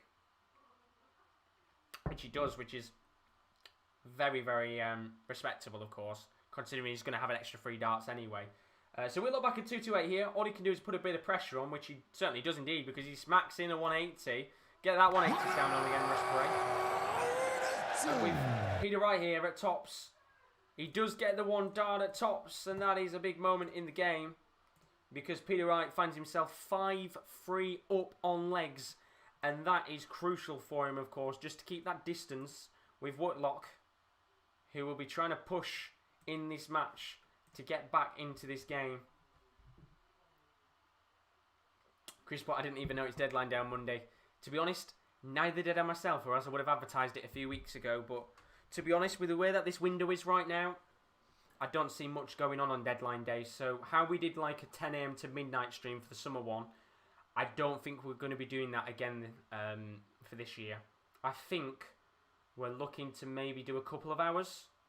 And then there's a watch-along, I think, at night time we're looking to do as well instead. So I don't think we'll be on for as long this year. Purely just because it's not as big of a window. And to be fair, with COVID and stuff, there's not been a great amount of deals going on. So I don't really want to be sat there for, 10, 12 hours. I don't really want to waste the guys' time, all the guys' time as well with a window where probably shit all is going to go on. We might get the odd decent little deal here and there, but there's going to be no big deals going through, is there, realistically speaking? Unless somebody becomes available for a deal. I doubt anybody's spending big cash with a few days left to go. But Peter Wright here at 161, Whitlock at 193 with a break of throw. If Peter Wright makes it 6-3 here, then I think this game will just slowly be slipping away from Whitlock. He's got himself down to 54 here, the Wizard. Wright is going to have to check out this 161, which he's not going to be able to do. So Whitlock has a chance here to make it 5-4 with darts at 14 and tops. Big moment in the game, this. For Simon Whitlock. Make it 5-4. You could go into the break at 5-5. Gets the 14. which means he's got 2 darts at tops. Really good marker with his first dart, and it's a perfect marker. It just ricochets off the dart out of the outer ring of the double 20 and pushes itself into the middle of the bed. It's a brilliant, brilliant dart from Whitlock, and he finds himself 5-4. And if Whitlock can get it 5-5 here, we're going into the break with a very interesting scoreline as Peter Wright responds with a brilliant 180. Really good work from there, Peter Wright. He's potentially on for a 9-darter. And it tends to be every time Whitlock responds, Wright responds back in pretty good fashion. Can he maybe go for a 9-darter opportunity here? Starts with a treble 20. He's going to go for another treble 19, which he doesn't get. So there'll be no 9-darter opportunity, sadly. But he does leave himself down at, I think, 2-2-3 after 6 darts. So very good start to this 10th leg for Peter Wright. But Chris has put he's basically going to be bottom teams doing business as always. And Harry's put, I'm speaking for Newcastle when I say, if anyone wants Joe Layton, we will let you have him. We will pay you to take him. Maybe that might be the deadline day deal that everybody doesn't know about. You never know, Harry. And then Chris has put, maybe Liverpool might sign a centre-back. Well, let's just hope it's not Mustafi, like we talked about yesterday, because that'd be quite a depressing end to the window for Liverpool. But I would have thought you're going to be pushing it, aren't you, to make a deal within the last few days. Tubbs has put, I wonder what Donny's thinking right now. He made a mistake going to United. Yeah, it's an interesting one. It is an interesting one. It's one of those, realistically, where he hasn't played a great deal, but it'll take him time to bend himself in. So a chance at a 1-2 checkout here. Treble 17, Wright gets 1 dart at double 18 for a 6-4 lead, which Peter Wright gets. And that is a crucial, crucial leg in the match for Peter Wright. He could have been going into this break at 5-5. And you can see his reaction at the cameras there a moment ago. Even he knows he's really engulfed in a tricky battle right now against Simon Whitlock. But he finds himself 6-4 up in this game. And with a break, we've got a few more legs to go in this match. This one potentially could, I'm not going to say go all the way, but we could still have a fair whack of legs still to come in this match. So a lot of work still to go. Rowan's in the building though, but should probably go for 6 hours. There's 2 pre-shows and 4 main cards. Fucking hell, 6 hours. That is a long, long time. And then Harry wants Joelinton gone. You never know, he might turn into Pele one day for you. You never know. I was just saying my prediction is still on. It is indeed. Let's have a look at your guys' predictions before we talk about this game. I mean, Chris's is still on at 10-9. Your prediction is still on Harry. He just needs to win the next 4 legs in a row. And then Tubbs said 10-7, so that one is still on. But in terms of this game right now, looking at the stats of this match, much improved performance after the first break from both players. Simon Whitlock currently averaging 99.63, which is certainly not bad at all. But Peter Wright averaging 103.08. He's looking much better in this match after that break. It's certainly done both players some good here, because even with their checkouts, both of them doing very well indeed. Simon Whitlock still at 50% on his checkouts. That's 4 out of 8 on his doubles. As for Peter Wright, he's also improved in this game. 6 out of 12 on his doubles. He's done fantastically well, of course, so far on his doubles there. And I think as this game continues to go on, I think we will see potentially more chances in this match for maybe Peter Wright to have his average go up. I think with the rate it's been going, it's a very, very good performance indeed. A very, very good performance overall. As for Whitlock, he's playing well, but he still needs to improve a little bit, I have to say indeed. Just right now, he's doing well, but Peter Wright seems to be smashing in 180s to start off the leg. He must have done it 3 or 4 times over the last couple of minutes. Smashed in a few 180s. In fact, he smashed in 4 180s already in this game, Peter Wright. And it just already gives him a nice, good edge in the match early on in every leg. And already puts, Whitlock fighting against it after 3 darts in hand. But it's a good game, this one. And both players will be back out onto the hockey in a moment. I'm just going to take a quick toilet break, so I'll be about 2 minutes. I'll put the social media links on the screen again. And then we'll be back with the next and final section of this match between Peter Wright and Simon Whitlock. So I'll be back in 2 moments, and then we'll have the game on once again. So have a quick toilet break, get yourself a drink, and then we'll be back with the match in just a few moments. Back in 2.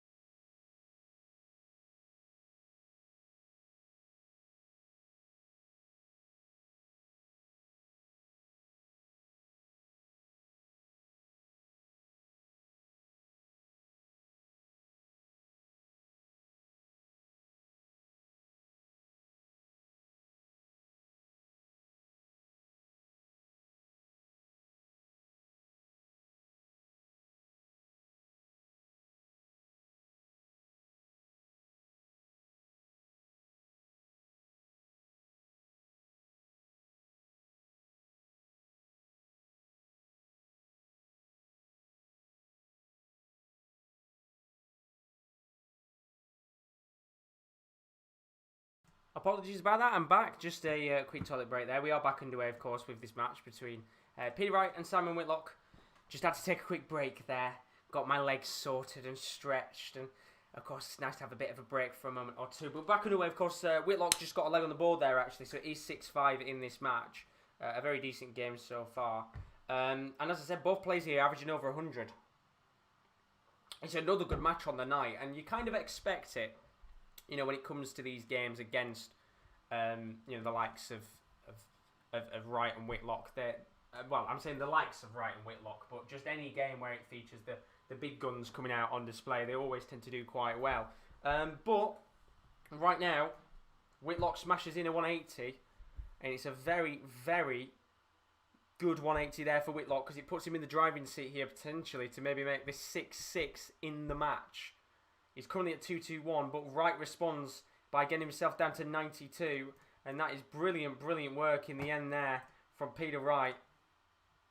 Good response from Whitlock. He gets 140 to leave himself down at 81. So big moment here in the game for Peter Wright. Going to have to try and check out treble 20, double 16. He gets 20 on the board, which means he needs a treble 20, which he doesn't get.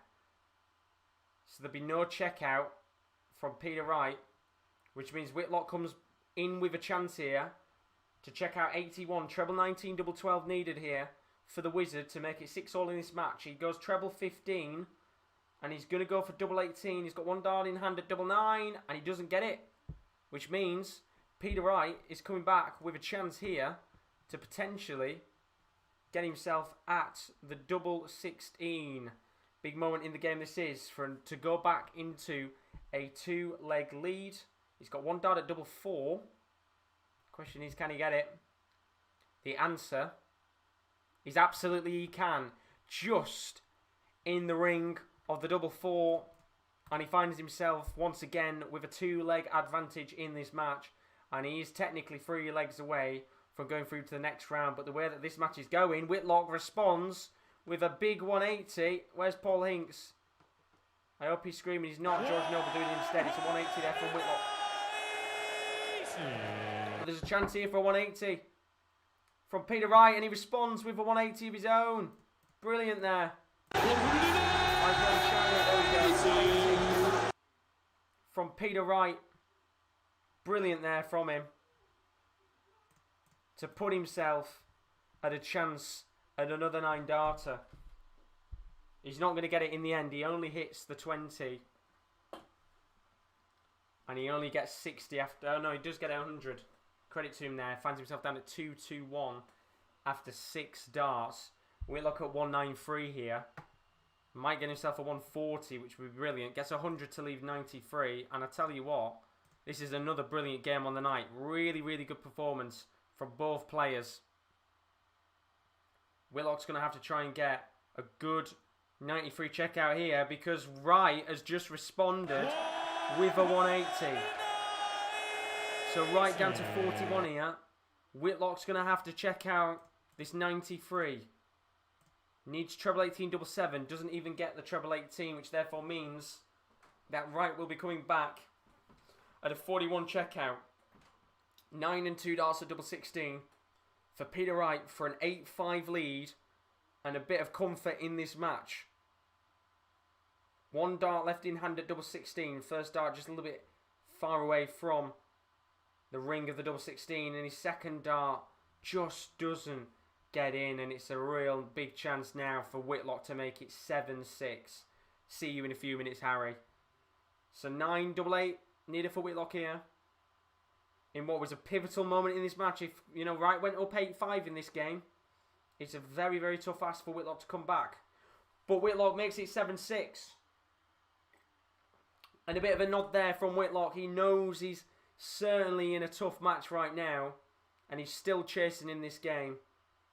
But he's not too far behind Peter Wright, who just continues to steamroll on in this match as he starts with a 140 with the first 3 darts in hand.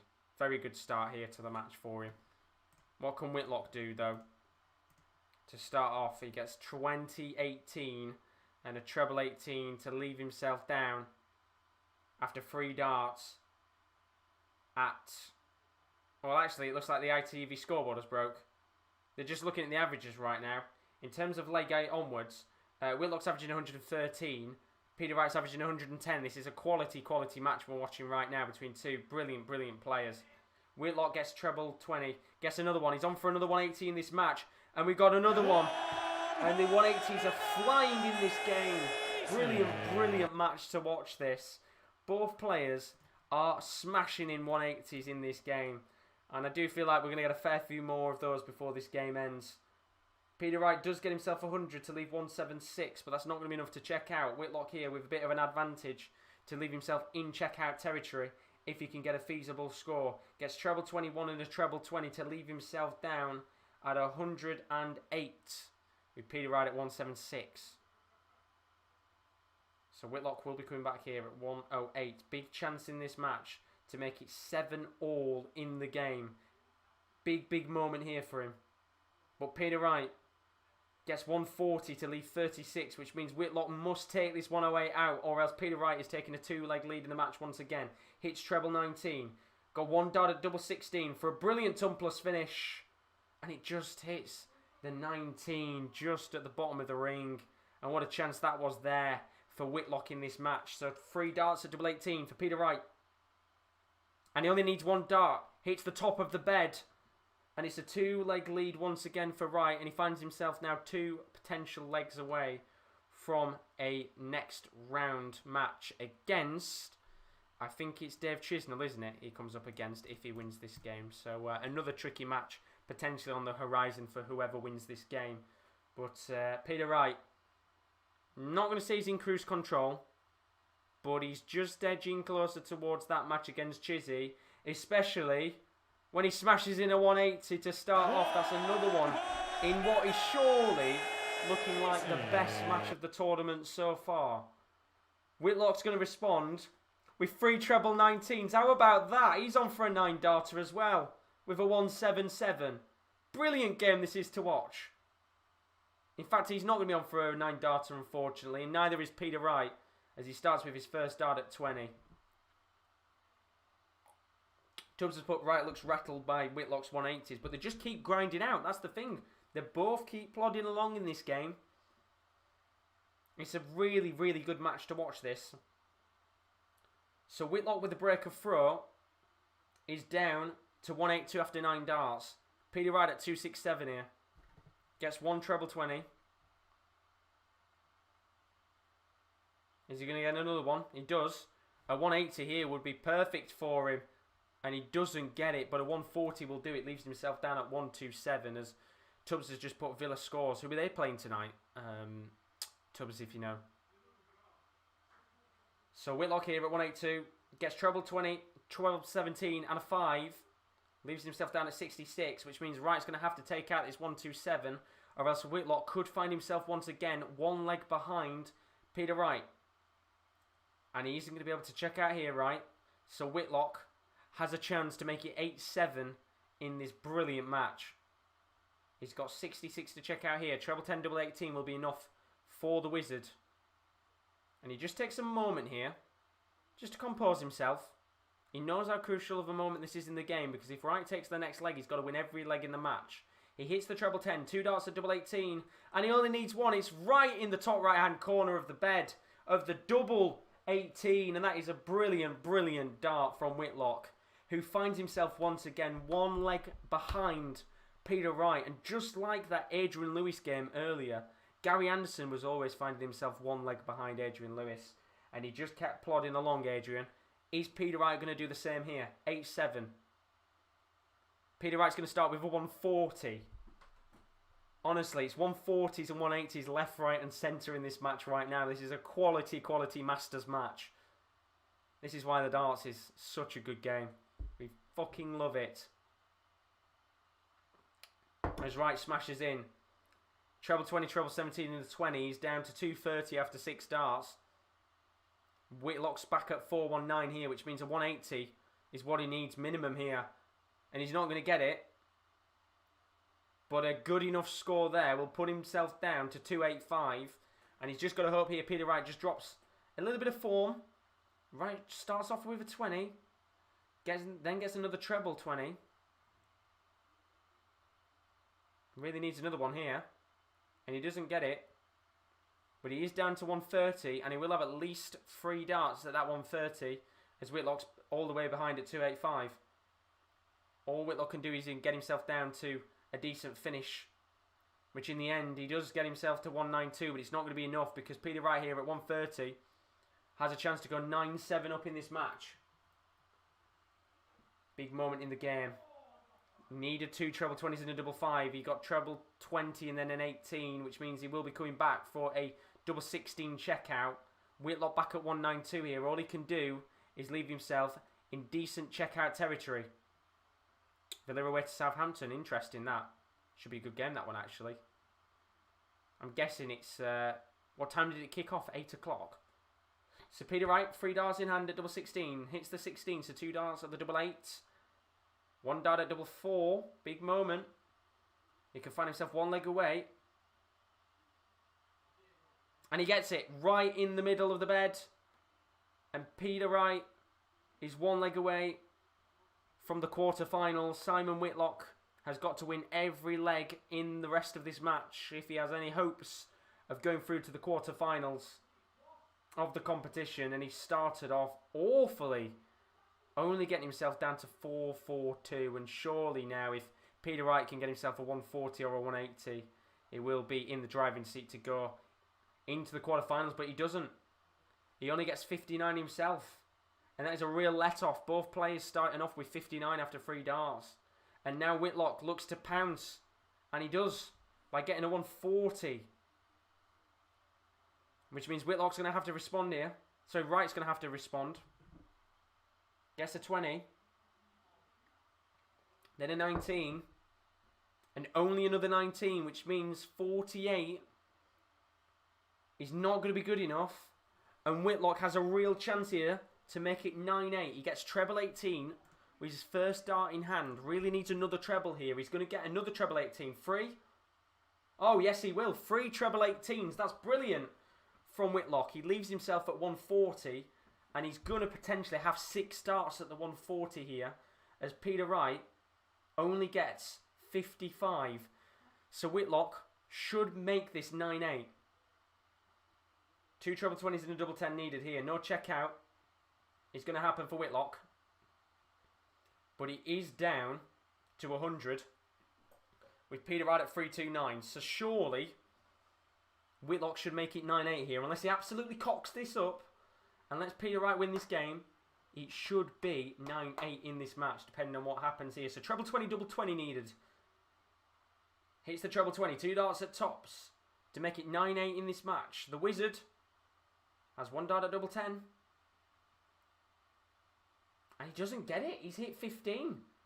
Which means Whitlock is down to 14. Not the double he would like to have finished on. But right here, gets treble 5, treble 20 and another one. Which means 135 will put right down to 135 with Whitlock at double 7. And he only needs 1 dart at that double 7. It's 9-8 in this match. And Whitlock will not go away. Brilliant game this is.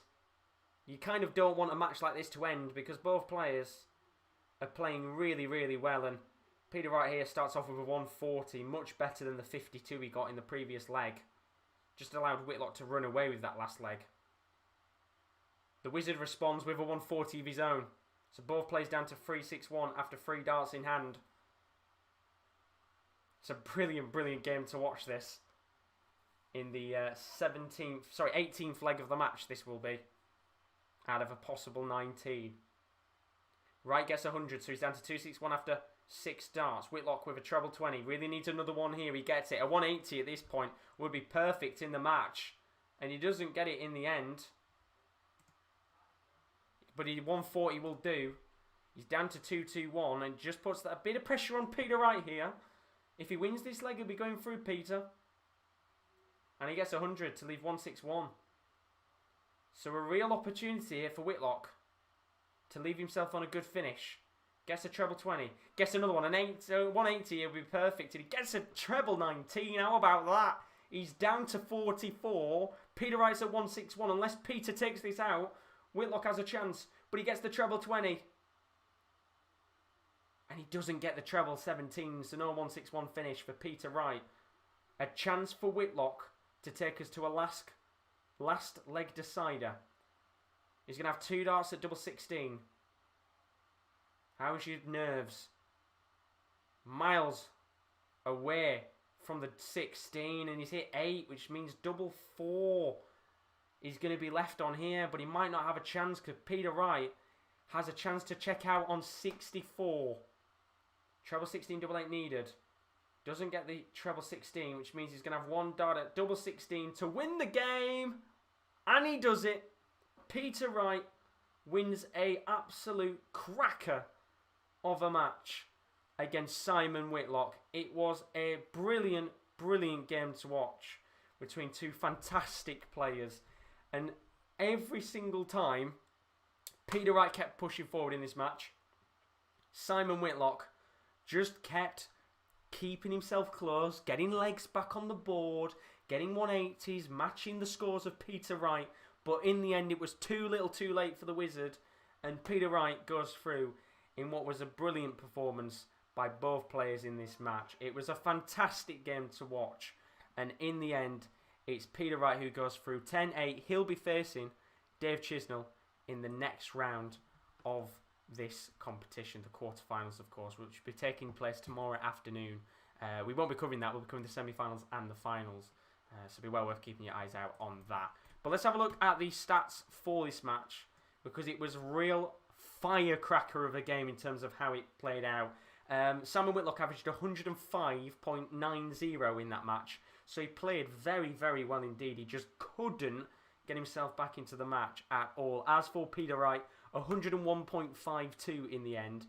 Really, really good game from both players in terms of their checkouts and averages, because you look at the checkout stat, Simon Whitlock gets himself 8 out of 20 opportunities at his doubles. That's 40% on checkouts. As for Peter Wright, 45.45% on his checkouts. That's 10 out of 22 on his doubles. It was a brilliant, brilliant game to watch. And on any other day, Simon Whitlock could have won that, but Peter Wright just kept his cool, kept his calm, kept his nerve, and Peter Wright goes through against Dave Chisnell. Harry's asked, am I from Lancashire? I'm not from Lancashire. Good guess, though. Good guess. And then Chris has put, fantastic statement win from Wright against one of the most dangerous opponents out there. And we saw how dangerous Simon Whitlock was. You know, for every opportunity Peter Wright had to run away with this game, Simon Whitlock just kept close by. And you were thinking to yourself in a match like this, could we maybe going all the way to a last leg decider? But in the end, it's a brilliant, brilliant result for Peter Wright. And then Tubbs has put, I'm missing the Villa game because of the darts. Well, you've just watched a cracking match. Much better than the Villa-Southampton game. You don't get drama like that in the Premier League game like that, do you? Brilliant, brilliant match to watch. But as I said, like I'm going to do at every game, I'm going to take a quick little break to stand up, kick the legs about, just have a few stretches, of course, before we go into that next match, which is going to be the world #1 Gerwyn Price in action for the first time since his Ali Pali win in the World Championship. He's going to be coming up against Joe Cullen, who played fantastically well in his previous game yesterday. The question is, will the world #1 come out on top and put in a dominant performance, or will the rock star Joe Cullen smash his way through into the next round and knock out the world #1 for surely what would be the biggest shock of the competition so far? I'll be back in a few moments. Take a moment to have a few stretches, sit back, and I'll be back in about a minute or two. See you for Price v Cullen in a few moments.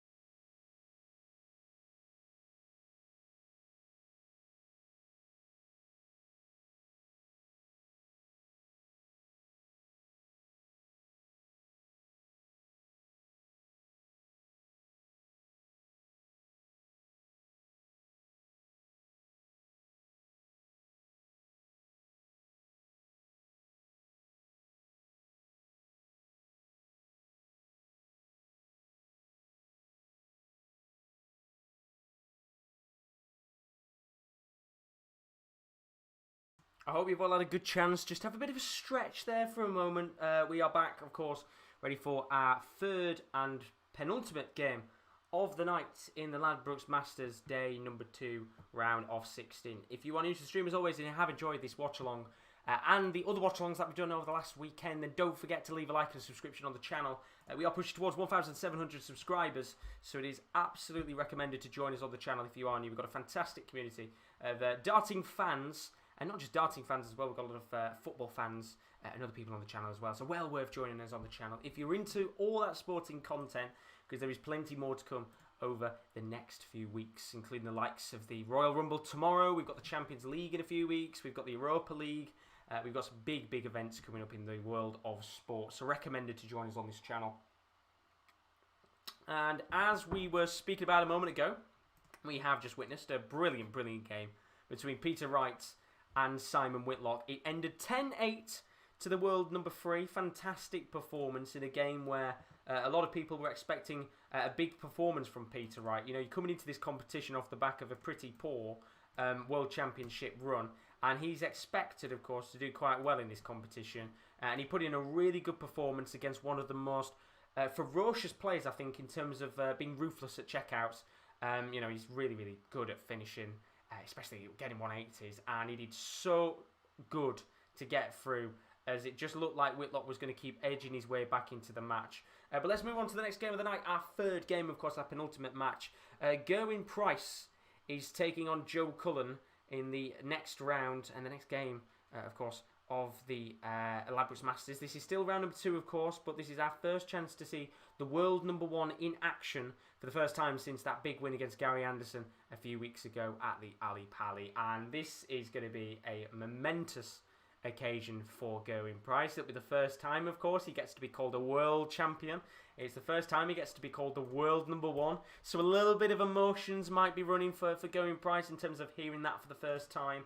But what he's got to do, of course, is coming to this game, and most importantly, he's got to put in a dominant performance. You know, you are now the new world number 1. This is the stage. You want to, of course, show off what you can do. And I have to say, I think he will do that. Now, Joe Cullen, we saw him in his previous match yesterday, was ruthless. It was a great performance from Joe Cullen yesterday. Very, a great performance. Very Cullen v. Gerwyn-esque in terms of how he played. You know, high average, really good on his finishing. And if he plays anything like that, then it's going to be a very tough game for Gerwyn Price. But we don't know what to expect of the world number 1. Is he going to be coming onto this game sharp? I think he will be. I'd be very worried if he wasn't. But are we going to see that same ruthlessness, what we saw at the World Championship? I think one of the best ever legs we've ever seen in darts, the 127 leg that he played against Gary Anderson is absolutely ferocious. But I don't think we'll necessarily see anything like that. But this is a real momentous occasion for him to be able to show off what he can do. So that game is going to get underway in a moment. I want you guys to put your predictions in the chat for that game. Of course, we've got one more game still to come, and that, of course, is going to be the game between Michael van Gerwen and Johnny Clayton. Of course, those two players have played against each other in the past in the Masters. In fact, they played off against each other last year in a match where, of course, Johnny Clayton won and knocked out Michael van Gerwen. So maybe we might see something similar tonight, depending on what happens in that game. But we'll have to find out, of course, when that happens. Or if it happens a little bit later on tonight. But we've got one more game still to get through before we get to that, and it'll all kick off in just a moment's time. But Chris has just put in the chat, from what I hear and I've been told, Wolves defender Roman Saiz is a big target for Liverpool. There's a high chance he could be Liverpool player by Monday's deadline, but we'll have to see. Good signing, average, I would have probably said. And then Chris put, there's been a needle between Wright and Van Gerwen in the last month on Twitter concerning number 1 spot. And Chris is predicting 10-4 Price. Well, they're always going to bicker with each other, of course, with the number 1 spot. You know, the top 3 players in the world, they do like to talk a lot of shit sometimes, if I'm being honest with you. You know, I think...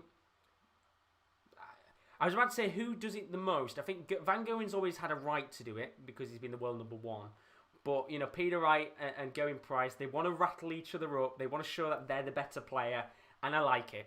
It makes it a bit exciting. You know, when they do play off against each other, there's always that little extra edge on the line. when they face each other. But who knows what's going to happen in this match against Joe Cullen, which will be underway in just a moment. As I said, I thought it would have actually started by now, but I think it'll be starting at 9:05. But let's take a look at that bracket once again and see who'll be facing who in the next round. For those of you wondering, what have I missed over maybe the last few hours of action? So the winner of this game between Gerwyn Price and Joe Cullen will be coming up against Adrian Jackpot Lewis, who for me is looking like the best player in the tournament so far by a country mile. Mervyn King, of course, he made his way through into the next round. He'll be facing Nathan Aspinall in the quarter-finals, which will be coming up, of course, tomorrow afternoon. The winner of the game between Michael Van Gerwen and Johnny Clayton will be coming up against James Wade. And then, of course, we saw a moment ago, already confirmed for tomorrow, Peter Wright will be coming up against Dave Chisnell in the quarter-finals. Remember, the way it is set up tomorrow is that the quarter-finals will be taking place in the afternoon, and then the semi-finals and the final will be taking place in the evening. We won't be covering the quarter-finals on the channel. The reason why is I really don't want to sit there for 8 hours in the day doing watch-alongs sat down. So I'm going to do the evening section, which is the semi-finals and the final. And then, of course, we've got plenty of action still to come then either way. We got plenty of other games still to come. So that is going to be how it runs tomorrow. But we're just waiting for this game to start. They seem to be taking quite some time to get this match underway. But finally, John McDonnell is on the stage. And is about to get this game underway in a moment. Of course, just seeing him as well. He's had a bit of a fresh trim, which is always nice to see. But Chris has put in the chat, there's always been Needle between Peter Wright. I've literally just read out. Peter Wright is arrogant, to be fair. All three of them have a right to be. Well, you've only got to look at the PDC Order of Merit, see the amount of cash they've made this year. They've all got a right to say so. They've made like twice the cash of Rob Cross this year. It's ludicrous, isn't it? It's absolutely ludicrous. But the good news is that the players are about to come out for this match. Joe Cullen, of course, being the first player to come out onto the hockey for this game.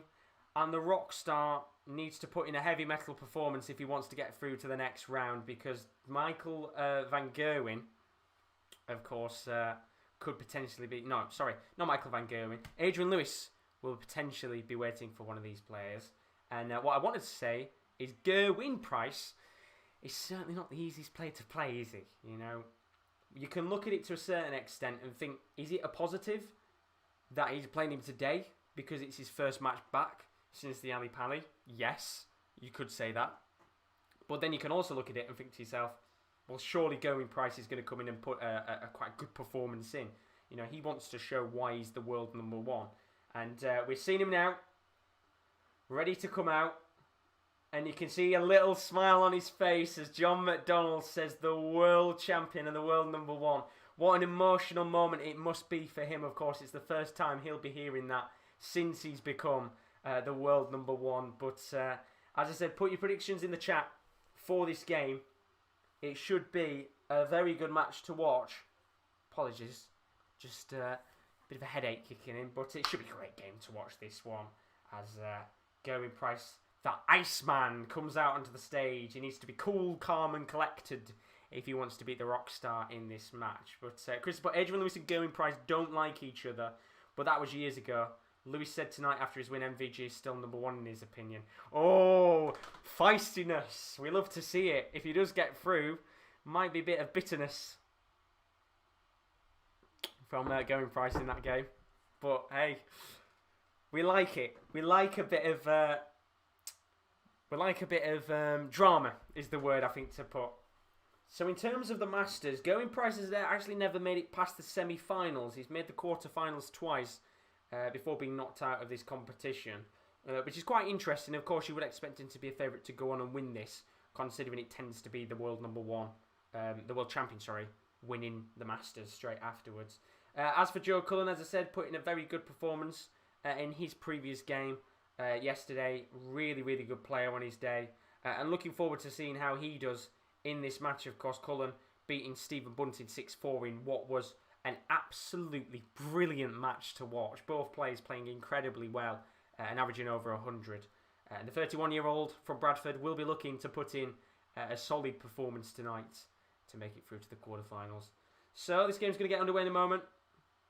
The real question is, Will the world number one be going through to the next round? Or will Joe Cullen rock his way through to the quarterfinals? He's going to be Gerwyn Price who starts us off here. And we are underway in this last 16 match between Gerwyn Price and Joe Cullen. And we should be in for a real treat once again tonight. All of these quarterfinal fixtures on paper look like brilliant matches to watch. As Joe Cullen just drops his dart there. Good way to start the match, isn't it, by dropping your dart, and he only gets 60. So not necessarily the best start there for Joe Cullen in the world. But Gerwyn Price, I think he'll be looking to win this quite comfortably. I think, Chris has put 10-4 in the chat. I think if this game is like 10-6, I don't think Price will be happy with himself. I think he wants this to end minimum 10-5, 10-4. He wants to put in a real dominant performance. And I do think we will see that today. In fact, I'm going to go 10-5 to Gerwyn Price. But you can never say that Cullen can't win. Because we saw what he played like against Bunting. We saw what he played like against MVG. This man is fantastic to watch when he plays at the very highest level. But Gerwyn Price here, a chance for a 1-6-4 checkout, which he's not going to get. But he will be coming back with 3 darts in hand, as Joe Cullen is back at 2-5-5. So, a little opportunity here for Price just to get that first leg on the board. He's going to be coming back at double 18, but Joe Cullen here smacks in the first 180 of the night. Let's change it up. Kurt Bevins. There we go. First 180. That's the first leg on the board for Gerwyn Price. He takes a nice early lead in this match. It is 1-0 to the world number one. And I tell you one thing, if he could go into this break, 3-1, 4-1 up, it would be very ideal for him. I mean, he could potentially go in 5-0 up because he's on here for 180. Bevins shouts it. It's another 180. Of course, he actually had a chance at a 9-darter in the World Championship final, I believe. How about a chance here at the Masters? Starts off with a 20, so we won't be seeing any 9-darter opportunities, unfortunately. But he does only get himself 86. But welcome to the stream, Edmund. How are you doing? Hope you're all good, pal. Welcome along to the Ladbrokes Masters watch-along. Hope you're all good as always. As Joe Cullen here, with a break of throw, finds himself at 1-4-3. Gerwyn Price at 2-3-6. But he's looking to get another 180 in the match. And he's firing in the 180. He's won the game already. We're only 2 legs in. I think that's his third one of the match. And he's down to 53. Which he's going to be coming back for as Joe Cullen didn't check out 1-4-3. So 16 and tops for a 2-leg lead. Gets 16. 2 darts at tops. Big moment here. Gets 20. And then doesn't get the double 10, which means there's a chance with Cullen at 18 double 16 to make it 1 leg in the match. Gets the 18. Misses double 16, but he's got one more dart in hand. Did he get it that time? And that's a big dart from Joe Cullen. Gets himself his first leg of the board on the match. And it is 1-1 in this game. And that is certainly a good start there for Cullen. He's just got to make sure he matches matches Gerwyn Price for the majority of this match. Which is a very, very tough ask, if I say so myself. But it's a good start here for him. As Gerwyn Price gets the break of throw in this third leg of the game. And after 6 starts, he's down to 309. Cullen at 409 gets treble 20. So he gets 20 treble 3 19, which means that Gerwyn Price does have the advantage here for this third leg to maybe go 2-1 up in the game. Gets treble 19, 20, and a very good treble 20. He had to get that there, and it does put him to 210. So still not in checkout territory yet, but slowly creeping towards it. As Cullen's all the way back at 303. So Gerwyn Price is going to have at least 3 darts here, whatever he gets, but he's not going to leave himself a good checkout. In fact, he's only left himself at 176, so he's not even in checkout territory yet. So a little opportunity if Cullen can capitalise, which he doesn't. And Price is back in the driving seat. Can he leave a good finish this time? Gets 25. Only gets 44 in the end there. So Gerwyn Price down to 132. Cullen at 244 here. And once again, it's sloppy leg of this one. Gerwyn Price is going to have at least 6 darts to the 132 here. Cullen only leaving himself down at 187. Treble 20 Price is what he gets. Then gets treble 16, which means he's got 1 dart at treble 12. And that is a brilliant 132 checkout from Gerwyn Price. And that is what you want to see from the world number 1. It was a sloppy leg. But in the end, it finishes off in a beautiful way. A 132 checkout. And a brilliant score as Gerwyn Price is averaging 103 with Joe Cullen only averaging 89. You can see that there's a little bit of a gulfing class in this game. And if Gerwyn Price can just steamroll forward here, this could be a fairly quick game depending on what happens. But you can never say never with Joe Cullen. The man has got bags of talent. We saw it against Stephen Bunting yesterday in a match where Bunting averaged nearly 107 for the large part of it, but Cullen just did one better and averaged over 110. In fact, I'm pretty sure he was averaging about 122 at some point, which is bonkers. And he's on for a 180 here, Cullen, which he doesn't get, but a 140 will do. It puts him down to 204 with Price at 376. He had a little bounce out earlier on one of his darts at the treble 20, which means it allowed Cullen straight back into it. And he's got a chance here at another 140, Cullen, which will leave himself at 64, which he does get. And this is a real opportunity. He's going to have at least, I would assume, 6 darts here at that 64. Although Gerwyn Price does very well. Found himself getting treble 1 at first, but then he got a treble 20 and treble 19. So a chance here with 2 darts at double 8 for Joe Cullen, and he only needs 1. He's 2-2 in this game. And a bit of a sloppy start from Gerwyn Price. He might be averaging well, but he's not really doing well on his finishing so far. He's allowed Cullen a bit of breathing space in this match, if I have to say so myself. And someone will be going into the break here with a 3-2 lead. But who is that going to be? Is it going to be Gerwyn Price? Or will Joe Cullen just sneak his way into a 3-2 lead at the first interval of this match?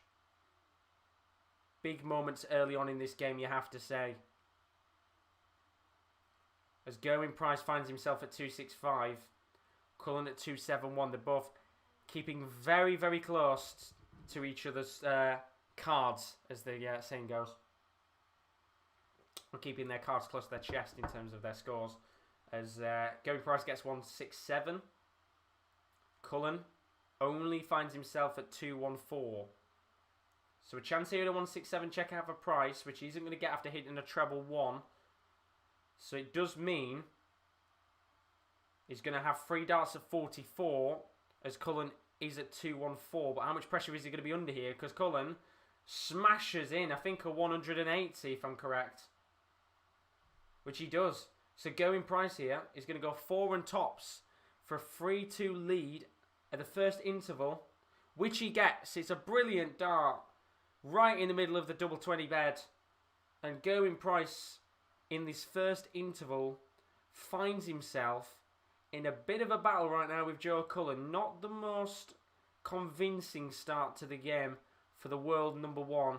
He's allowed a little bit too many opportunities for Joe Cullen to be able to get back into this match. But as it currently stands, he is in the lead of this game. And maybe this match might not be as close as we think. Let's have a quick look at what's still to come on the channel over the next couple of days, though. For those of you that are wondering, of course, we've got the semi-final and the final of the Ladbrokes Masters tomorrow night. I'll be live from 7:10 to, of course, give you guys a watch-along of that. And then straight after we finished, you can join Rowan, Kieran D, and Kieran L live for Royal Rumble 2021 live reaction. It's going to be a fantastic Sunday night of sports. And on the 1st of February, Deadline Day Live, the whole Sports Corner team is going to be involved with a cracking day of Deadline Day action. You do not want to miss that. It's going to be an interesting day, of course, in the world of football. So a very, very busy weekend of action still to come. And a very, very busy weekend of darts still to play. Because we are currently 3-2 between Gerwyn Price and, I was about to say Johnny Cullen. It's, of course, Joe Cullen, isn't it? And he said Johnny Cullen mixing Johnny Clayton's name up there. But in terms of the stats of this match so far, Gerwyn Price is averaging 101.26. Joe Cullen averaging 97.46. So both players playing fairly well in terms of their averages at the early moments of this game. As for the checkouts, they're both doing very well as well. 60% on checkouts for Gerwyn Price. That's 3 out of 5 in his doubles. Joe Cullen, 66.67 on his doubles. That's 2 out of 3 on his doubles. As for 180s, there's been 4 180s so far in the match. 2 for Gerwyn Price and 2 for Joe Cullen. So a very good start to the match overall in terms of those 180s. Cannot complain at all. I'm going to be back in a moment with the second section of this match, of course. The real question is, will Gerwyn Price steamroll ahead in this match, or will we maybe see Joe Cullen keep a tight match with the world number 1? I'll be back in 2 seconds. Here's the social media links if you want to follow us on our Twitter, Instagram, or our new website. Well worth checking it out. Back in a moment.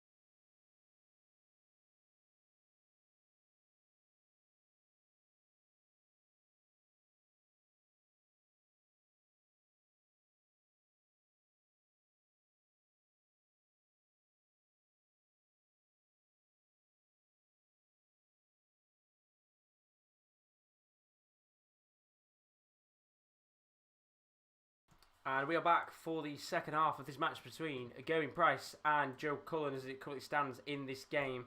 Gerwyn Price is in the lead, 3 legs to 2. Not the most convincing first section of this match for the world number 1, but he finds himself currently in the lead in this match. The rock star, Joe Cullen, doing very well, I have to say, at keeping close with Gerwyn Price in this match. But there's a long, long way to go in this game. And I would expect still some fireworks in this match as Gerwyn Price will nearly start off with a 180 there. Finds himself getting 129 to start off after his first 3 darts. But it's an interesting game, this one, because Joe Cullen is certainly not playing bad at all. Playing really, really well so far in this game, you have to admit. And I've got to say, if he can keep going at this rate, and just frustrating Gerwyn Price a little bit, which you can see, I think there's a little bit of frustration on the world number 1's face, then maybe this might be a little bit more closer than we expected it to be. As Cullen gets himself down to 182 here, Gerwyn Price is at 276. Cullen with the break of throw, of course, in this 6th leg, and he's in the driving seat to make it 3-3, as Gerwyn Price only gets himself 2-3-2. So a good score here from Cullen will put him in a good situation to check out, and he only gets 59 to leave 124. Can Gerwyn Price capitalise? The answer is, it's treble 2020. He absolutely can. Gets himself a 140, so he's down to 92, which means Cullen's going to have to check out the 124. Gets the treble 20, gets the treble 14, 1 dart at double 11, and it's just wide of the mark, which means Gerwyn Price with a chance to check out 92. Gets the treble 20, has 2 darts at double 16 for a 4-2 lead. First dart misses, but it's a fairly decent marker. And he gets it in the end, and it's a 4-2 lead for Price. And just as Cullen must have thought he was going to make it 3-3 in this game with a ton-plus finish, Gerwyn Price smacks in a brilliant 97 finish. And he finds himself with a 2-leg lead in this match. And could that be the moment in the game that allows the world number 1 to start pushing forward, as he smacks in a 140 to start off this 7th leg of the match. Brilliant start after the interval for Gerwyn Price, who of course must have fought at half at that first interval. Frustrations must have kind of been building for a little bit. You know, he's played quite all right, to be fair, when you look at the stats, but you know, because Joe Cullen's kind of matching him up, he's also finding himself in a bit of a tricky position as Joe Cullen smacks in 180. He desperately needed that after the 140 that Gerwyn Price smacked in a moment ago, but Gerwyn Price will respond with a 180 after 47, with Cullen back at 2-2-1, and all Cullen could have got there is a 180 to match Gerwyn Price up again, but he couldn't there, and it will be a chance for Gerwyn Price with 2 darts in hand at tops to go 5-2 up, and he only needs 1 dart. 5-2 lead in this game, and could it now start to run away from Joe Cullen in this match? He's already 3 legs behind the world number 1, and when Gerwyn Price is playing like this, he's very, very entertaining to watch when he's good on his finishes. And it just feels like since that interval, he's just been a little bit more efficient on his finishing. In terms of the averages from leg 5 onwards after the break, both players averaging over 110 here as Cullen smacks in another 180. Brilliant there. But Gerwyn Price, surely not another one. Oh, he has a large amount of bed to smack his 3rd dart in for the 180, and he just gets it in. And both players here down to 2-2-1 in this 8th leg of the match. Brilliant, brilliant start after the first interval. Chris has put in the chat, do you think Premier League darts should change its format by doing league phase? Whoever finishes top wins the Premier League of darts. Or do you like the playoff format? I think maybe they should change it. I think they could change it up a little bit. I kind of like the playoff format, because I guess you could do the league phase and then winners. Gerwyn Price smacks in a double 12 finish for a 6-2 lead. This game could be done very quickly at this rate. Very, very quickly, depending on what happens here. But I like the format as it is. I like the playoff system. You know, in any league. Well, in another 180, by the way, from Gerwyn Price there. Smack Kurt Bevins on there. I like the playoff system. I don't mind it. It's nice. We get an extra night then, don't we, as well? Because we get the semi-finals and finals night, which is always nice. Gerwyn Price, the 1 for a 9 darter here. Got 2 treble 20s. And he doesn't get the 3rd. So no 9 darter there. But he's already down to 161. I believe, 181, sorry, after 6 darts. And it looks like here he's about to go 7-2 up on Joe Cullen. How things change in a match. Well, he's hit treble 20 and treble 5, which is not what he wants. And he is going to find himself down at, I think, 88, with Cullen back at 310. So he's going to have at least 6 darts here at the 88. And I would assume it's going to be a 7-2 lead for Gerwyn Price. Gets the treble 16, which means he's got 2 darts at tops, and he only needs 1. And this is just a brilliant, brilliant performance from Gerwyn Price. All you can do is put your hands up and say he's having an absolutely brilliant match. What a way to be able to start your kind of run as the world number 1 by putting in a performance like this. He's 7-2 up. He's cruising in this game. He's at 5 180s, 1100 pluses, 5 140 pluses, and all Joe Cullen can do is sit back and appreciate what a brilliant player Gerwyn Price is.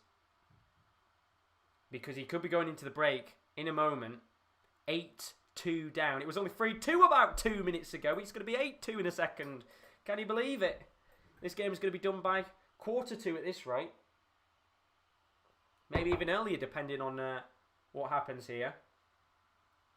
But there could be a little chance, maybe, for Joe Cullen maybe to get a 3rd leg on the board. He's currently at 206.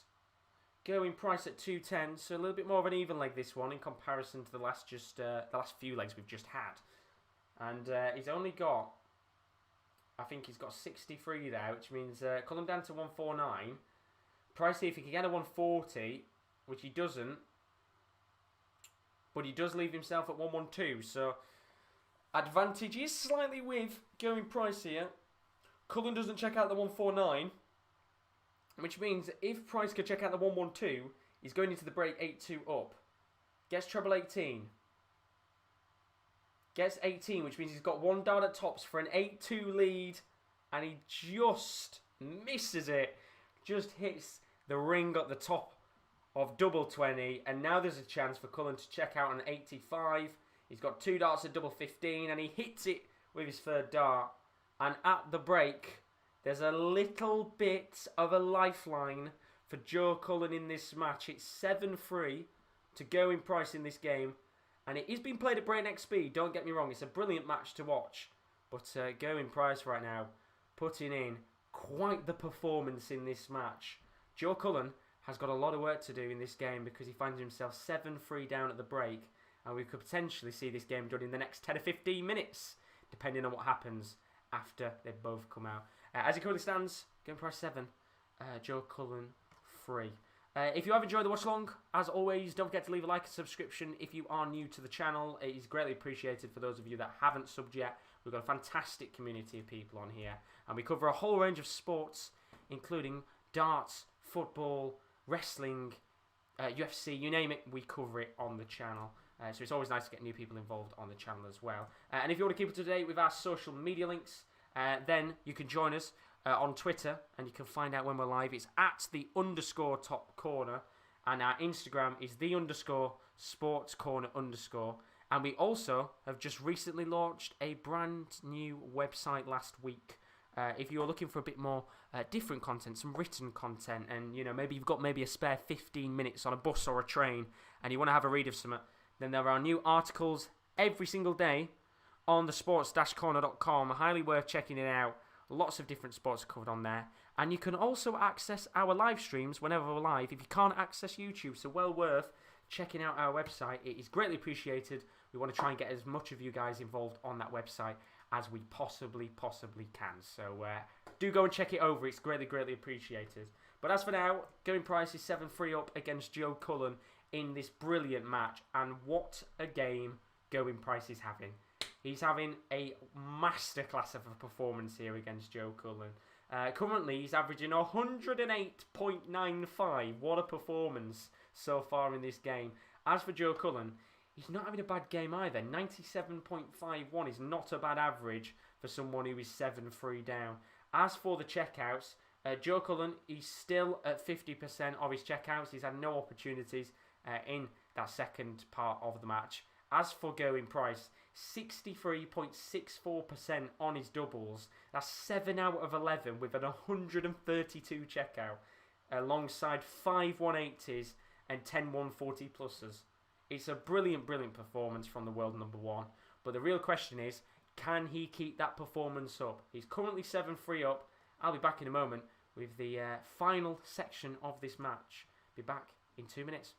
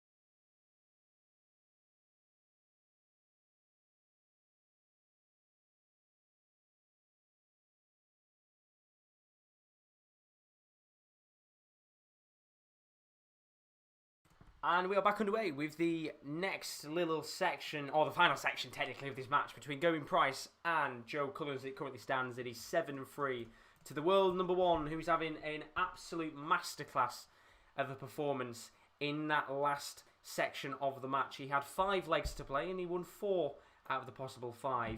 He finds himself currently 7-3 up against Joe Cullen. And this game potentially could be done in the next 5 minutes, depending on what performance Gerwyn Price puts in here, and if he could continue that run of form on.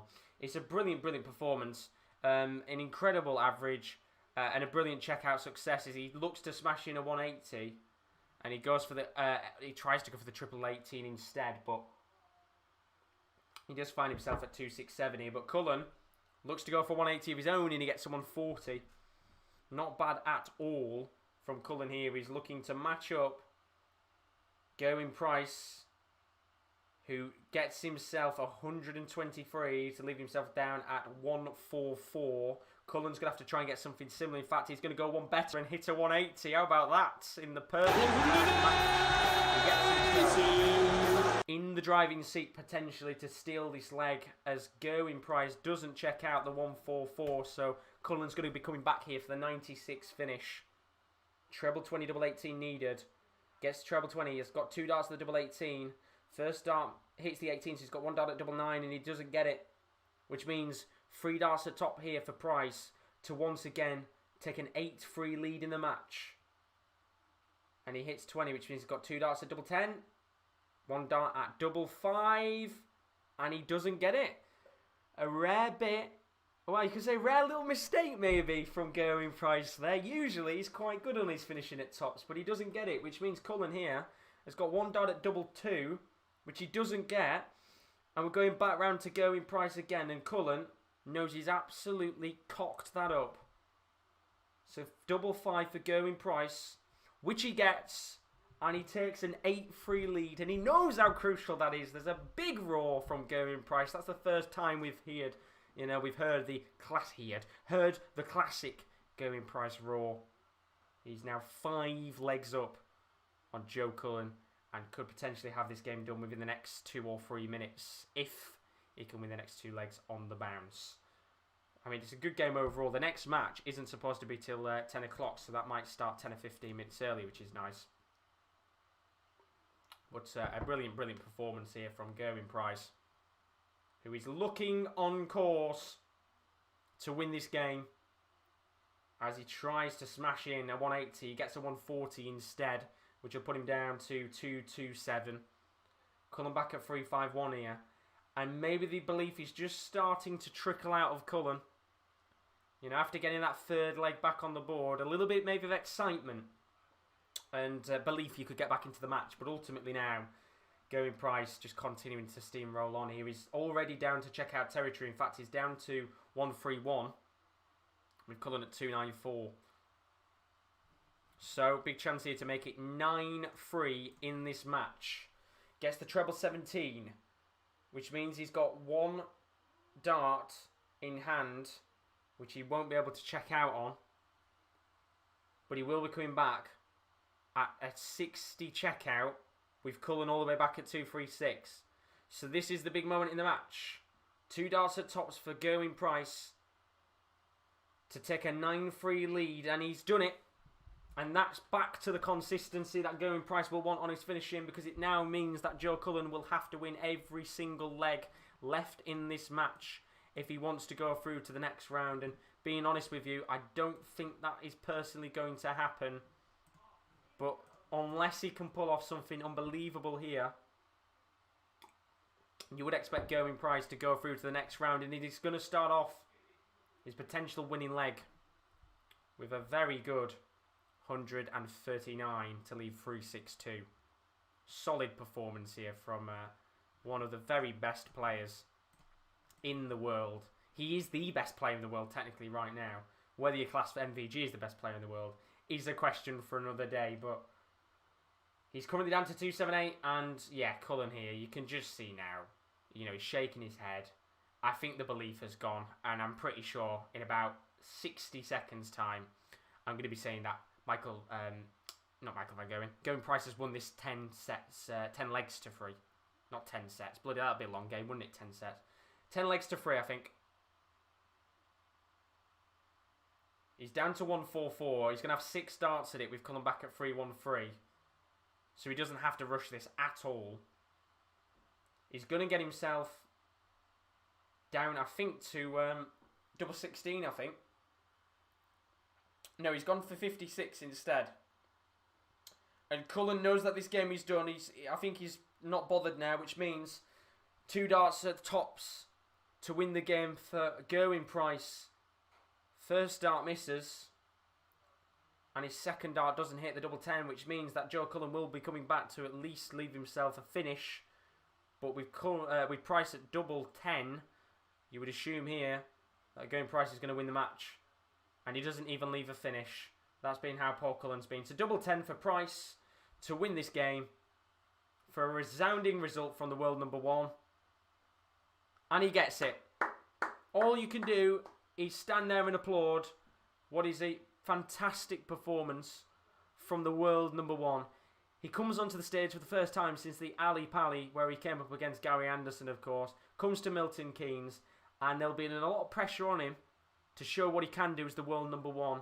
And that is exactly the type of performance you want to put in to prove all those doubters wrong of why you deserve to be the world number 1. It is the most dominant performance I think we've seen at Milton Keynes this weekend at the Ladbrokes Masters. And Joe Cullen, who, to be fair, stats-wise, played quite alright, just couldn't match the same brilliant pace that Gerwyn Price was playing at. He averaged over 100 in this match. In fact, he averaged about 104 in what was a brilliant game overall. And he goes through to the next round, 10 legs to 3. And he'll be coming up against Adrian Lewis. What a game that's going to be, of course, in fact, that'll be tomorrow afternoon, of course. That'll be a very good game to watch. Looking forward to watching that and chilling out. So let's have a quick look at the actual tournament bracket before we look at the stats of that match. To give you just a quick rundown of how things are looking ahead of that final match between Van Gerwen and Johnny Clayton. So as you can see on the screen, of course, the winner of Gerwyn Price is coming up against... Gerwyn Price is coming up against Adrian Lewis in the quarterfinals. That will be tomorrow afternoon. We've already seen Mervyn King beat Rob Cross. He'll be coming up against Nathan Aspinall in the next round, which will be a fantastic game to watch. 2 very different players in their approaches. Michael Van Gerwen or Johnny Clayton, whoever wins that, will be coming up against James Wade. And then we've already seen, of course, Peter Wright beating Simon Whitlock. He will be playing Dave Chizzy in tomorrow's quarterfinal. Those games coming up in the afternoon from about 12 o'clock, with the semi-finals and the finals then being played tomorrow night, which will be live from 7 for that. So you don't want to miss out on that. Should be a very good night of action at the Ladbrokes Masters on the final day of darting action, probably until about March-April time, which is a real shame. Very unfortunate indeed.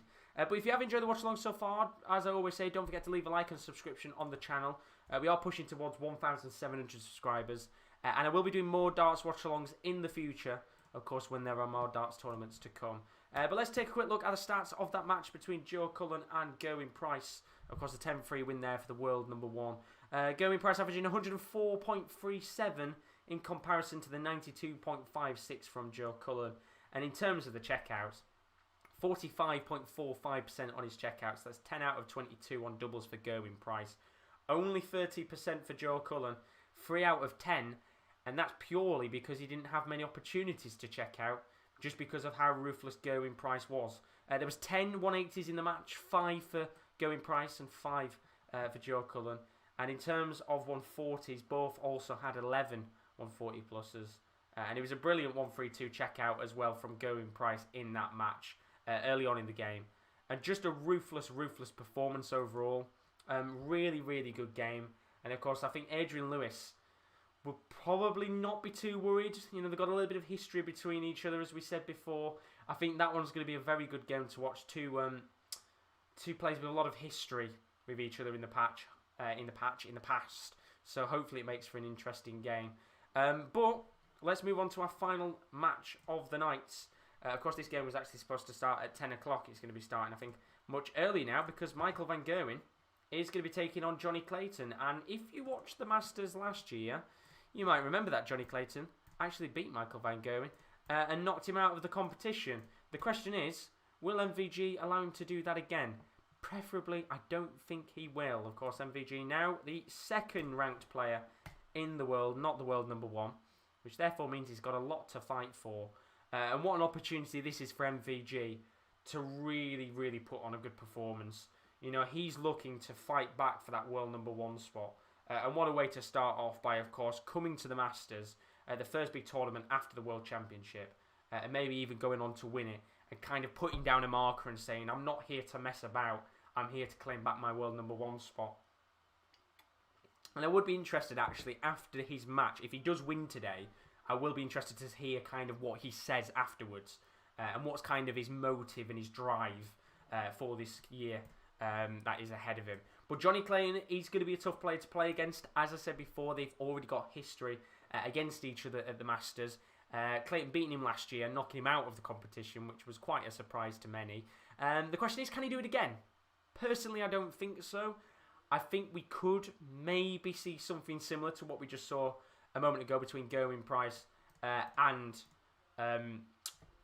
Joe Cullen. I think it could be a fairly, not quick game, but one of those matches where Van Gerwen wins a fair share of his legs and Johnny Clayton is just kind of chasing him for the majority of the match tonight. But who knows, because MVG was out of form for a little bit. Of course, he's got to bounce back from that 5-0 set defeat against Dave Chizzy back at the World Championship, which has got to be one of the most shocking results I think there's been in darts quite recently. In fact, you could probably say ever. A whitewash for Van Gerwen is something you don't tend to see often. But that game is going to be coming up in a moment, as we always do at the end of every match. So let's take a quick moment to just have a stand-up and a bit of a stretch. I'll be back in 2 minutes. Of course, Gerwyn Price just having an interview with ITV Sport. And then we'll get underway with the final game of the night, which is MVG taking on Johnny Clayton. We'll be back in about 2 minutes. Go and make yourself a coffee. Back in 2. Wrong one. There we go. That's the one I want. Back in 2.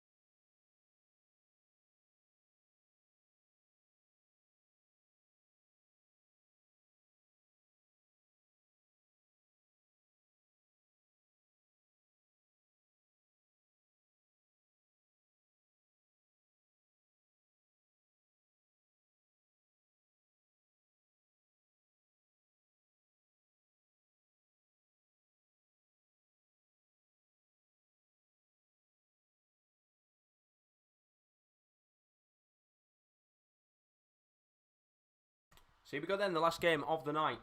This is MVG facing Johnny Clayton. This should be a very, very good match to watch. Of course, MVG have previous history with Johnny Clayton. The real question is, will that history come back to bite MVG? Or will Johnny Clayton feel like it's Groundhog Day and knock out MVG once again? This is going to be a very interesting match, of course. Johnny Clayton beating Jose de Souza 6-5 in his previous game. And of course, we already know MVG has won this tournament before in the past. I don't think you need to say the illustrious career that MVG has already had. But he's got a long, long way to go in his career. And this is the start of a new chapter in MVG's life as a darts player. Of course, he's a 5-time winner of this competition. But for the first time in quite a while, he's coming into this competition not ranked as the world #1. How is he going to react? We'll have to find out. But this should be a brilliant, brilliant game to watch. Will Johnny Clayton be able to hold the world #1? Or will MVG run riot in our last 16 match of the night? Final last 16 is probably the best way to put it, rather than saying last. But final last 16 match of the night. Is he going to be vintage MVG? We'll have to find out, but should be a very, very good game indeed to watch, that's for sure. Of course, Johnny Clayton, as I said, winning 6-5 against MVG, not winning 6-5 against MVG, winning Jose de Souza 6-5 in what was a very good game for him. You know, kept himself at distance as MVG hits his first 180 of the night after a 180. With both players already down to 2-6-2 for Van Gerwen and 2-2-4 for Johnny Clayton. I think we'll see a fair few 180s in this match tonight, that's for sure. See what your predictions are in the chat. Do say what your prediction is for this game. Chris has put 10-7 to MVG. I'm going to go 10-6 or 10... No, I'm going to go 10-5 MVG. I think this is going to be a ruthless performance from him. I genuinely think he's going to be fairly ruthless here. Clayton getting a 40 after one of his darts had bounced out. Very unluckily there. MVG back at 2-6 here. And he's not started well. He's hit 19-1. He's got to get himself down to a checkout here. With Clayton already down at 1. And he gets himself only 40. So he's just going to be into checkout territory at 167. But it might not be enough. Carl's put, I see why Gerwyn Price is world #1. He totally destroyed Cullen. Yeah, that's the thing. It was a very, very good performance. But big chance here. If Van Gerwen could check out the 167, which he won't because he's hit the treble 1. He had a big opportunity there to really lay down a marker early on. But it's going to be Johnny Clayton here who's coming back at tops. Big chance in the game here. First dart is a very good marker. Second dart is not good. And his third dart doesn't hit. Which therefore means Van Gerwen has a chance to check out the 87 and get the first leg of the match. Needs treble 17, double 18, gets 17. Treble 20 gets the double 5. He doesn't. It's just under the ring of the double 5 and it hits the 5 instead, which means there's a chance here for Clayton to take the first leg of this match on tops. He's going to have to go down to double 10, which he does, and he gets it. So 1 leg lead here for Johnny Clayton. And in this match of the Ladbrokes Masters, apologies, tiredness is kicking in. I'll tell you one thing, I'm going straight to bed after this, which tends to be quite common when we do these types of streams. I do get tired very easily. But Johnny Clayton here, 1 leg up in this game, and he's on for a 180, which he smashes in. Brilliant there from Johnny Clayton.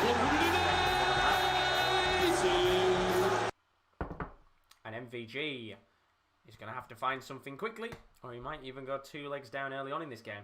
Carl says he's going to go for the underdog. He's going to go for a 10-8 Clayton win. You never know, because he's on for a 9-darter here. He's hit 2 treble 20s. How about another one? Oh, he just doesn't. I thought we were going to have maybe a 9-darter chance against MVG then. Sadly not. It was a... it was his 6th dart that missed there. The treble 20. But he is down to 181. And he's got a chance here to leave himself a respectable finish, which he does. So Clayton down to 84 here. With Van Gerwen all the way back at 302. You'd assume here that Clayton is going to have a 2-leg lead against MVG early on in the match, and that's exactly what he needs at this early stage.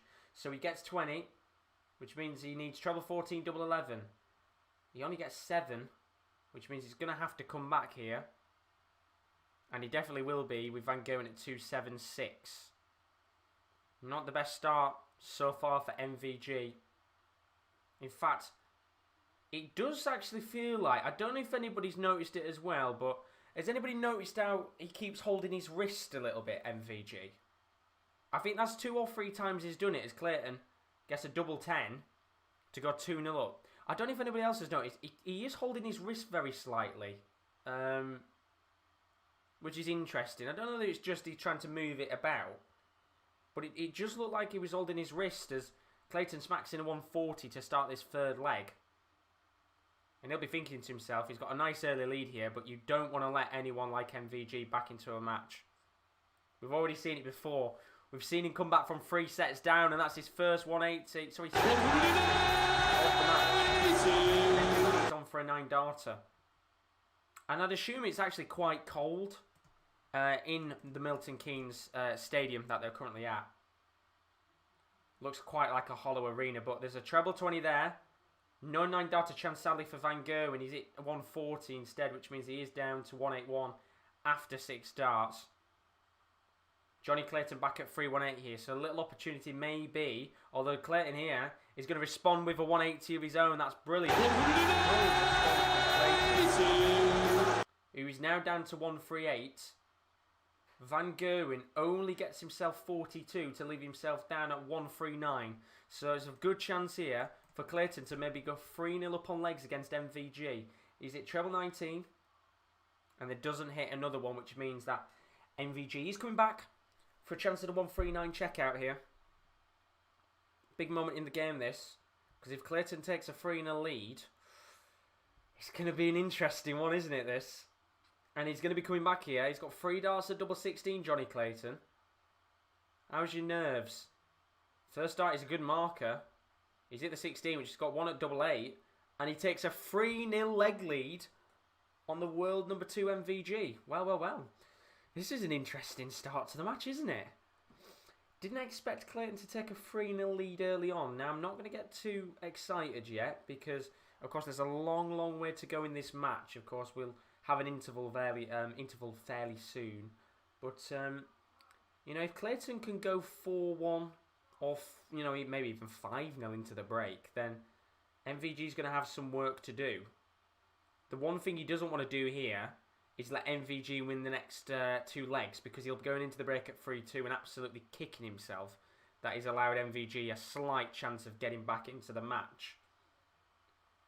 And MVG does have the break of throw here. He's down at 3-2. Clayton just a little bit further back at 3-4-1, so the advantage is with the Dutchman, who must get the next leg on the board. It's absolutely paramount here he gets the next one on the board. He does not want to be going into the break at 4-1 or 5-0 down.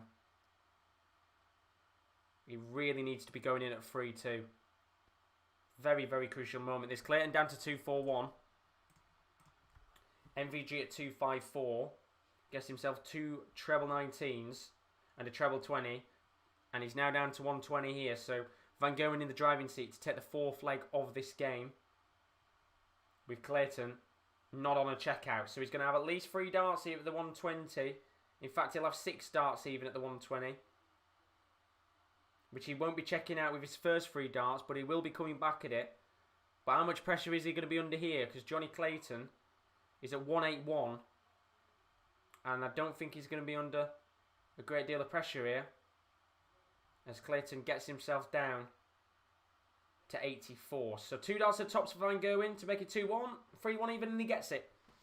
A little bit of belief there for MVG, who makes it 3-1 in the match. And this next leg for me is pivotal already. Clayton has to keep that 3-leg difference between MVG. The longer MVG is chasing, the better.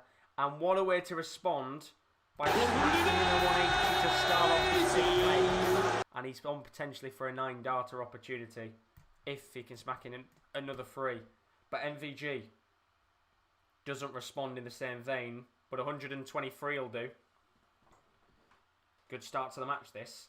So Johnny Clayton, no 9 darter chance, sadly. He's hit 20 with his first dart. But a 140 would have been nice. He only gets 100, but down to 221 after 6 darts. MVG currently averaging 87. Johnny Clayton averaging 93. So not the best average-wise. Maybe the interval might do MVG some good here. As Clayton looks to smack in another 180. How crucial would that be? And he doesn't get it in the end, but a 125 will do. He gets himself down to 96 with MVG back at 279. And Clayton's going to have at least 6 darts here at the 96. He should be going into this break 4-1 up. So he's got the 20. Which means he's going to have to come back. He had to hit the treble 20, which he didn't. But he will be coming back at a checkout on tops. MVG can only put Clayton under some pressure, which he does partially. He's got himself down to 86. So 3 darts at tops here for a 4-1 lead for Johnny Clayton. And he gets it. Well, well, well. We could be in for an interesting match here. Johnny Clayton, at the break, finds himself in a 4-1 lead against MVG. And I didn't necessarily expect the match to go the way it has so far. But MVG not looking really convincing in this game. Hasn't really got into his stride yet. As for Johnny Clayton, he's doing very, very well in this match so far. Very clinical on his finishing. And he finds himself 4-1 up in this match against MVG. What a start. Question is, can he continue on in the same vein? And maybe we might have the biggest shock of the Masters on our hands potentially. Who knows? But if you're new to the stream, as always, don't forget to leave a like and subscription on the channel if you've enjoyed the watch along so far. We've got plenty more content to come over the next few days on the channel, including all of this. Tomorrow I'm going to be live with the semi-finals and the finals of the Ladbrokes Masters. I'm going to be live from 7:10 for all the live reaction of that. Stick about on the channel. And then straight after that is going to be the Royal Rumble 2021 live reaction with Kieran D, Rowan and Kieran L will be popping in from time to time. That's going to be tomorrow night. And then the 1st of February is Transfer Deadline Day live. You can keep up to date with all of the latest deals live on the Sports Corner. You don't want to miss it. And you can also keep up to date with us on our social media as well. We've got a Twitter and an Instagram where we post when we go live. You can join us on Twitter, which is at @_top_corner. And you can also follow us on Instagram, which is _sportscorner_. Highly, highly recommended to follow us on both of those pages to find out when we go live. And then, as I always say, we've got a brand new website which we launched last week. If you've got a spare 10 or 15 minutes, maybe you're on a bus ride or on a train, then if you're into your written content, then you can come and join us on the sports-corner.com, where we've got new articles and content every single day that is available for you. So if you're into your darts, your wrestling, or even if you're into your esports, then there's something for you on the website. You can even watch our live streams on the website as well. How bloody good is that? There's sports-corner.com for that. Well worth checking it out, as always. We're going to take a quick moment to just have a look at the stats of this game. Of course, MVG is currently 4-1 down to Johnny Clayton in this match. And as it stands, not the most amazing game in terms of the averages. As I said, MVG only averaging 88.91, which is pretty shoddy for a player of his standard. As for Johnny Clayton, he's only averaging 93.12, but the way that MVG is playing right now, it's certainly good enough to maybe go on and win this match, depending on how MVG turns up in the next 5 legs. Currently on his checkouts, MVG's on 50%, but he's only had 2 opportunities at doubles. One of them is hit. As for Johnny Clayton, he's had 12 opportunities at doubles. He's only hit 4 of them, but because MVG isn't getting down to checkout territory enough, Johnny Clayton has been allowed quite an easy run so far in the first 5 legs of this match.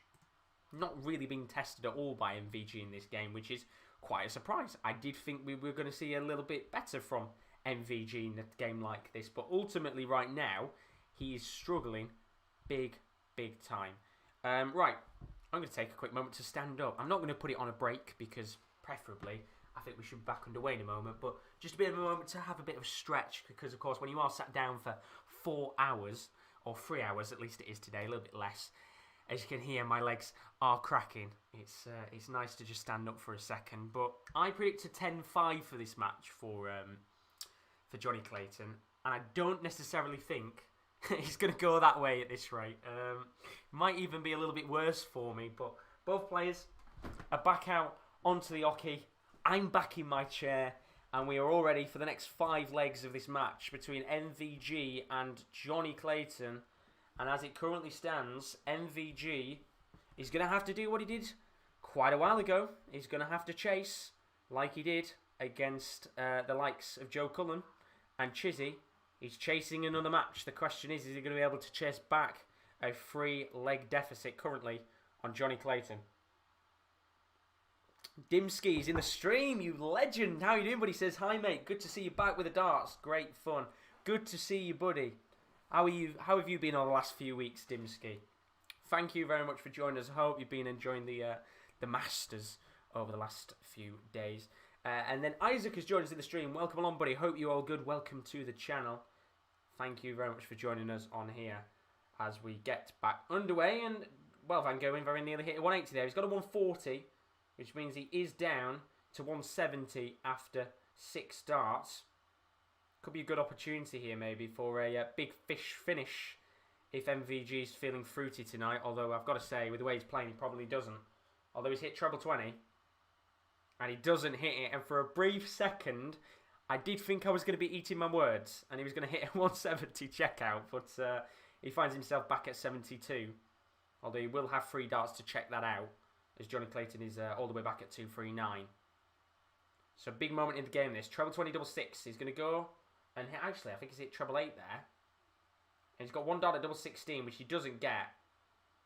Which means a real chance here for Johnny Clayton. If he can get a 1 or 2 finish, that will certainly put him in the driving seat. He gets the treble 20. He's got 1 dart at double 16.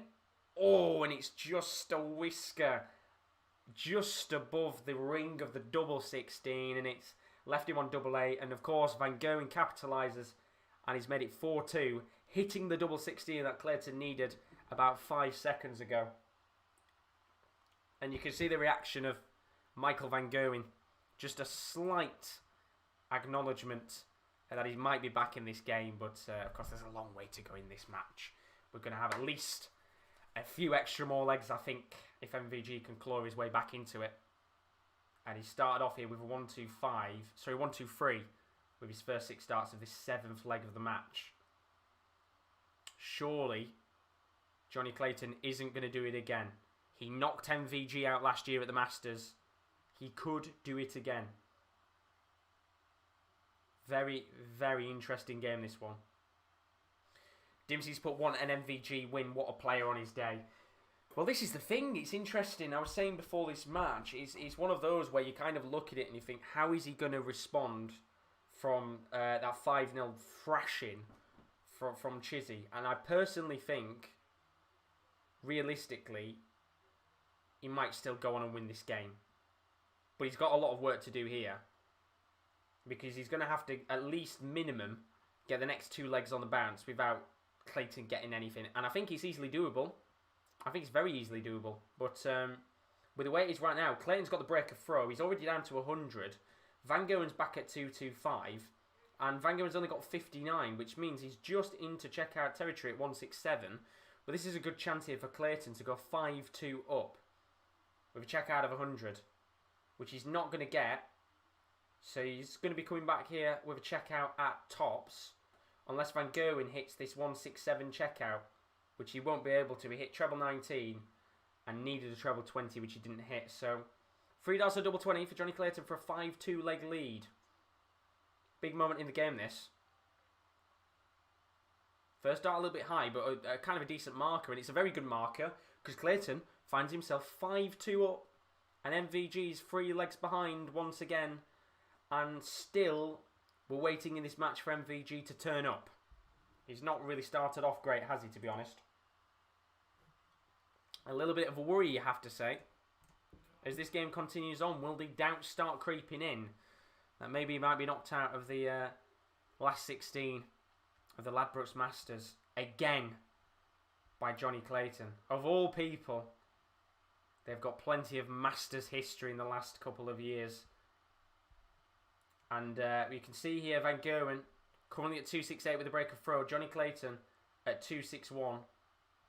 It's a very, very close leg, this one so far. Van Gerwen gets 20-18. Really needs a treble here, or else Clayton is going to be able to break away. And he does get the treble 20 and gets himself at 170 for potentially a big fish finish. All Clayton needs to do here is at least get 100 minimum, which might be a bit awkward for him to get here. And he only gets 60, which means MVG is going to have at least 6 darts at the 170. So he doesn't have to rush this opportunity. And I think he's rushed it there. I don't know what he's done there. He's absolutely cocked it up there. He's only got himself down to 114. I don't know what he's done there. I think he's rushed it. Really, really stupid there. And I think he's very lucky that Johnny Clayton's only got 57, because really rushed darts. But Van Gerwen now on for a 114 checkout, and he just doesn't get it. Which means a little chance here for Johnny Clayton at a 144. How about this? That'd be a right checkout, which he's not going to get, unfortunately. So Van Gerwen will be coming back at a double 10 with 3 darts in hand. Can he get it? Of course he can. He does get it in the end. I've accidentally just bloody poured the drink all over me. He does get it in the end, and it's Van Gerwen 3, Johnny Clayton 5. And, well, he's slowly trying to get back into this match. But he's going to have to hope that Johnny Clayton doesn't pick up a few more legs here. And he started off very well. He's down to 3-6-7, Clayton, with his first 3 darts of the 9th leg of this match. As for MVG, he's hit a very good score there. He's hit 115 to put himself down to 386. Good start to the match. Well, good start to the leg even at this stage, you have to say. So Clayton down to 3-2-7, just allowing a little bit of an opportunity here for Michael Van Gerwen to get back in this game. And he's only got himself, I think, about 61 there to leave 3-2-9. Dimsky's asked, what are you drinking? Take a guess, Dimsky. Take a guess. It's become kind of a... what's the word? He's become a regular on the channel now when we do the darts to drink a certain liquid or alcohol at the very least, to put it in better terms. So Johnny Clayton down at 88 here. Van Gerwen back at 190. What can Van Gerwen do to leave a good finish? The answer is he leaves himself at 90. So Clayton is going to have to check out the 88 here. Treble 20, double 14. He's actually going to go for the 19 route. And no, he's gone for 16. Treble 16, which leaves 2 darts at tops. And he gets it. It's a 6-3 lead for Johnny Clayton. And this is a pivotal leg in the match, because if Johnny Clayton goes 7-3 up, I cannot see MVG getting back into the match with the way he's playing right now. This is a massive, massive moment in the game. If you have it at 6-4, MVG has got every opportunity to get back into this game. 7-4. With the way it's looking right now, it's a bit dubious that he comes back into this match. And you are absolutely correct, Dimsky. It is Pink Gin. God bless it. We bloody love it. But what a game this could be for Johnny Clayton. If he can get this next leg on the board, this could be crucial in the match. He gets himself down to 3-4-1. It's Van Gerwen with a break of throw here, by the way, for anyone wondering. Van Gerwen gets treble 20, and gets himself 140 to leave 248. So the advantage with Van Gerwen here, Clayton needs to get 100 minimum. And he's going to respond with a very good 140 of his own, which is a very good leg so far. And MVG is now into checkout territory. He's at 158. Clayton at 201. Gets the treble 20. Needs 140, I think, here, Clayton, and he doesn't get it. And although he's into checkout territory here, Van Gerwen with a 158. Gets the treble 20. Oh, surely not. Double 19. Oh, it's brilliant from MVG. How about that to put you back in the game? A 158 checkout, 2 treble 20s and a double 19. Have that, Johnny Clayton. because he goes into the break now at 6-4. And could that be the moment that MVG has woke up in this game? What a brilliant, brilliant check out. He could have been going into this break 7-3 down, MVG, but that is a pivotal check out in this game. And it leaves it all to play for in the next 5 legs of this match. Going to be interesting, of course. We've got no more breaks after this, actually, so we'll be playing all the way till the end of the game. But what a brilliant check out that is there. And let's take a quick look at the chat, at the stats of the match before we look at the chat. And see how this game has been going so far. So Johnny Clayton currently averaging 93.71 in this match. As for MVG, still only averaging 91.47, but that 158 could be a pivotal moment in the game that changes this and flips the table around. Checkouts wise, MVG's on 50% of his checkouts. That's 4 out of 8 at doubles. He's starting to get back into the game a little bit more with opportunities at checkouts. As for Johnny Clayton, 35.29%. That's 6 out of 17 on his doubles. He's had his fair share of chances. He could have potentially gone 7-3 up. But MVG with that 158 checkout is absolutely fantastic. Brilliant, brilliant kind of checkout there for MVG. And that could be the turning point in this match. Dimsky's put no crisps or roasters nuts. No, I had a nice little roast dinner that I cooked before the darts, so it tends to fill me up quite a bit. So I had that before the darts, something nice to have for lunch for me, or evening meal, whatever you want to call it. Let's not get into that debate for a start. But Kyle's saying there, what a great way to end the round by Van Gerwen. Brilliant throws. Absolutely fantastic from him. I said we hadn't seen MVG turn up yet, but that is the MVG that we want to see. And then Chris has put in the chat, if you could go for a pint with one darts player, who are you going with? That's a very interesting question, actually. One of them would be Gary Anderson, of course, because I really like him, of course. A great player. I would be interested, actually, to go and have a pint with Adrian Lewis.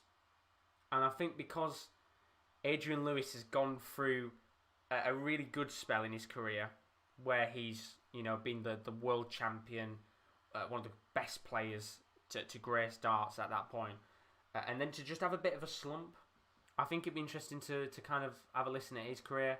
I think Eric Bristow as well is another one that I think a lot of people would say they'd love to have a pint with. I think he's the type of person where you'd get so many stories out of him. He'd be quite a character. And then, of course, you've got the ones, people say Phil Taylor, MVG. They'll always say some of the very best players. But I would be interested with Adrian Lewis. As I said, I think, you could probably have quite a deep conversation with him. And I think he's a very interesting player. And, of course, he's got a lot of history as well, which you could talk about. But we should be back underway in a moment with the next leg of this match. I'm going to stand up for a second again, let my legs just move about. Every time I get up, my knees crack. There we go. It's cracked again. Jesus Christ, that's what happens when you're getting old. I'm nowhere near old. God, I shouldn't be saying that, should I? But both players are going to be back out onto the hockey now, and this is the last bit of action we're going to be seeing tonight at the Ladbrokes Masters. We are now playing until the game is done between MVG and Johnny Clayton here. I mean, Dimsky's not wrong. It probably would be a pint of gin. It probably would be a pint of gin.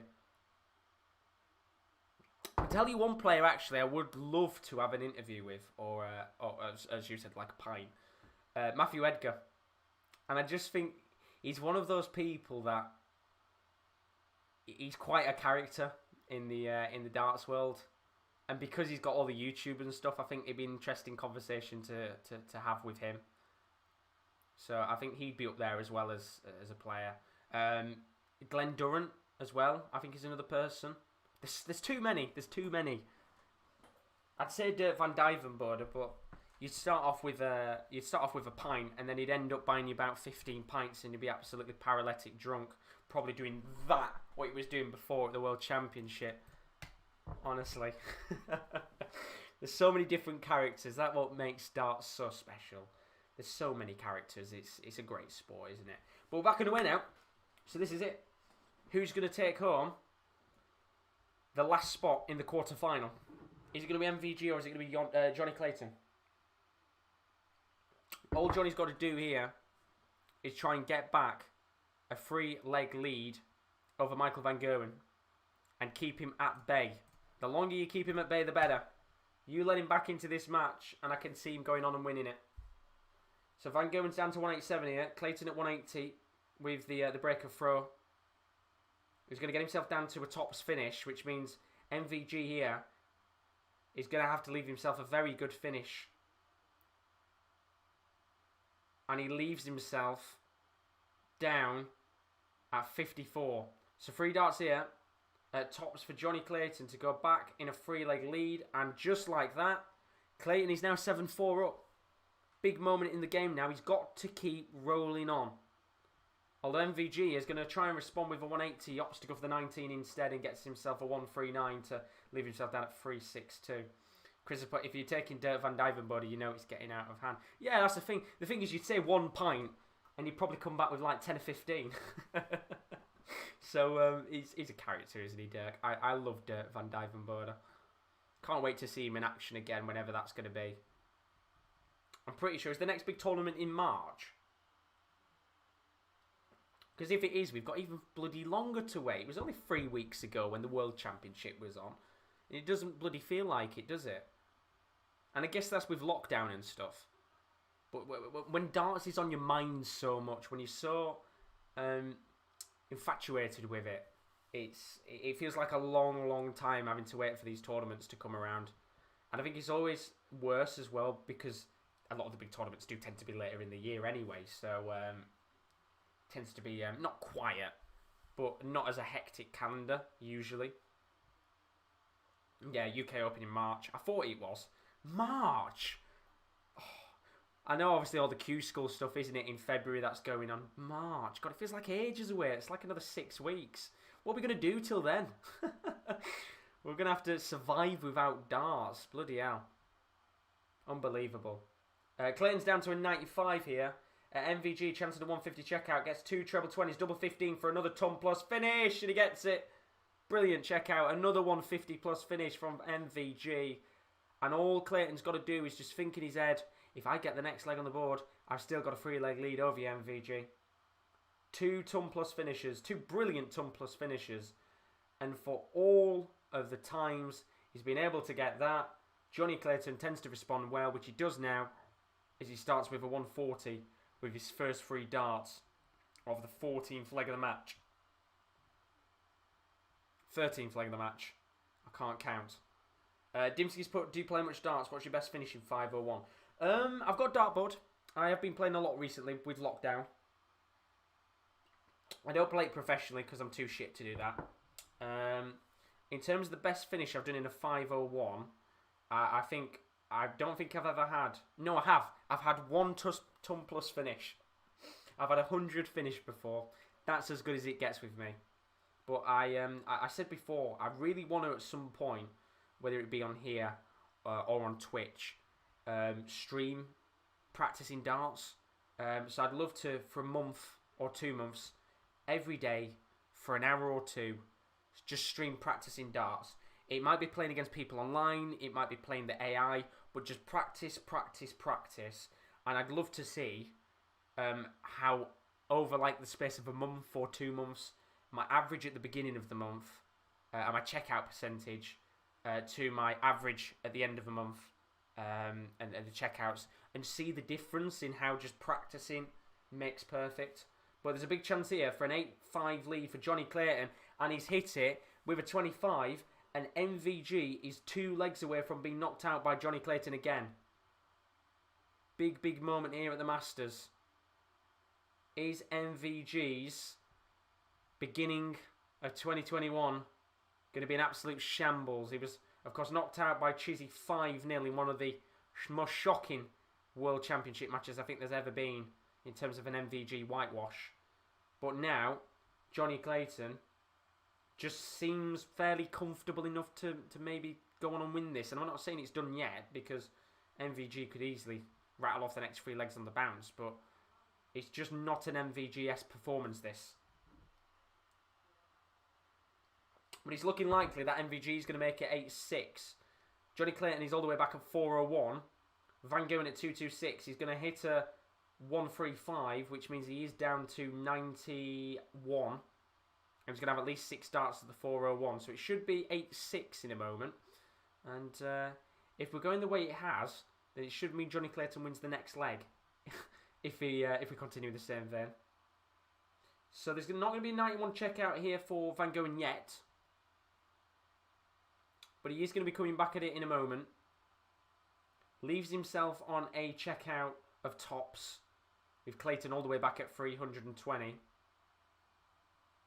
So it should be 8-6 here. All Clayton could do is just get his score down. And in the end, it kind of sums up that leg for him.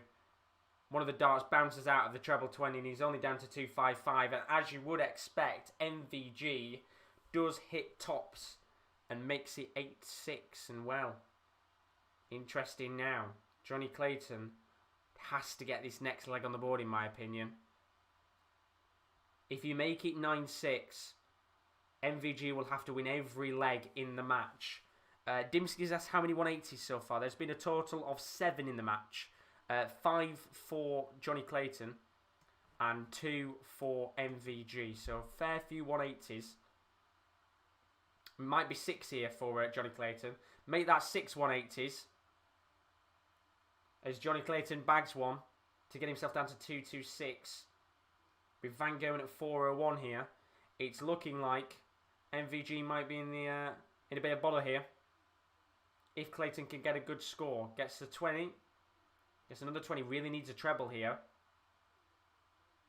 And he doesn't get it. And only 58. Which means Clayton's only down to 168. And if Van Gerwen can rattle off a few trebles here, which he doesn't, it means Clayton's going to have at least 6 darts at the 168 now. A big, big chance to go 9-6 up on MVG. And he does very, very well to get himself a 140. So he's down to 28 here. He's going to have at least 3 darts at the double 14. To potentially go 1 leg away from knocking out the world number 2, MVG, again for the 2nd year in a row. And he hits the double 14 with his first dart. And MVG's on the brink of being knocked out. Well, he was shocked quite recently by Chizzy by 5-0. And as much as I want to say, you know, I'd like to see a good MVG performance, we've only seen 2 little glimmers of the MVG of old with the 150 and the 158 checkout. Apart from that, take those away, it's been a very, very sloppy game for MVG. And it's looking like at this rate, he's going out of the Masters. He's got to win the next 4 on the bounce. And it's looking like here, Clayton has got to get a treble on the board. Which he doesn't. And he only gets 60. So there is a little chance here maybe for MVG to make this 9-7. He's at 226. He gets himself 100 to leave 126. He's going to have at least 6 darts at it. With Clayton back at 341. So he's going to make it 9-7. Although saying that, what a time to hit. Oh, it fell out. Oh, that's a shame. He gets a 120 in the end. I thought he got a 180, but one of his darts actually bounced out. And Clayton does stay at 221. Dimsky said MVG is in poor form of late, not pulling this back. Yeah, I can't see him pulling this back, to be honest. He might be able to get a leg on the board here, but I can't see him pulling it back. So 72 checkout for MVG. Gets treble 16 and double 12, and that is a leg on the board for MVG. It's now 7-9 in this game, and Clayton has just got to make sure here he doesn't let MVG win any more in this game, because if you make it 9-8, things do get a little bit interesting, but of course the advantage is still well and truly with Johnny Clayton in this game, who, to be fair, hasn't really had to play the greatest game of his life to beat MVG. But that certainly is what happens when MVG's not on full form, and full throttle at the very least. So 140 there to start off for MVG's at 361, Clayton at 364. Big, big moment in the game now, this. Clayton's going to respond with a 140 of his own to leave 224 after 6 darts. How can MVG respond? The answer is by only getting 60. And this is a real chance now for Johnny Clayton to run away and seal the deal against MVG if he can get a few trebles on the board. He starts with a 20. He gets a treble 1.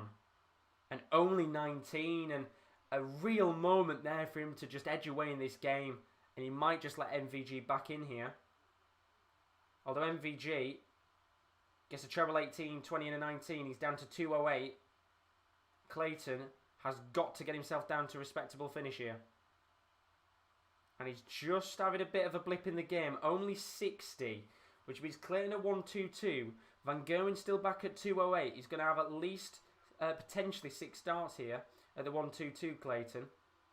As MVG's only down to 148. Big moment in the game this. 2 treble 18s and a double 7 to win the match.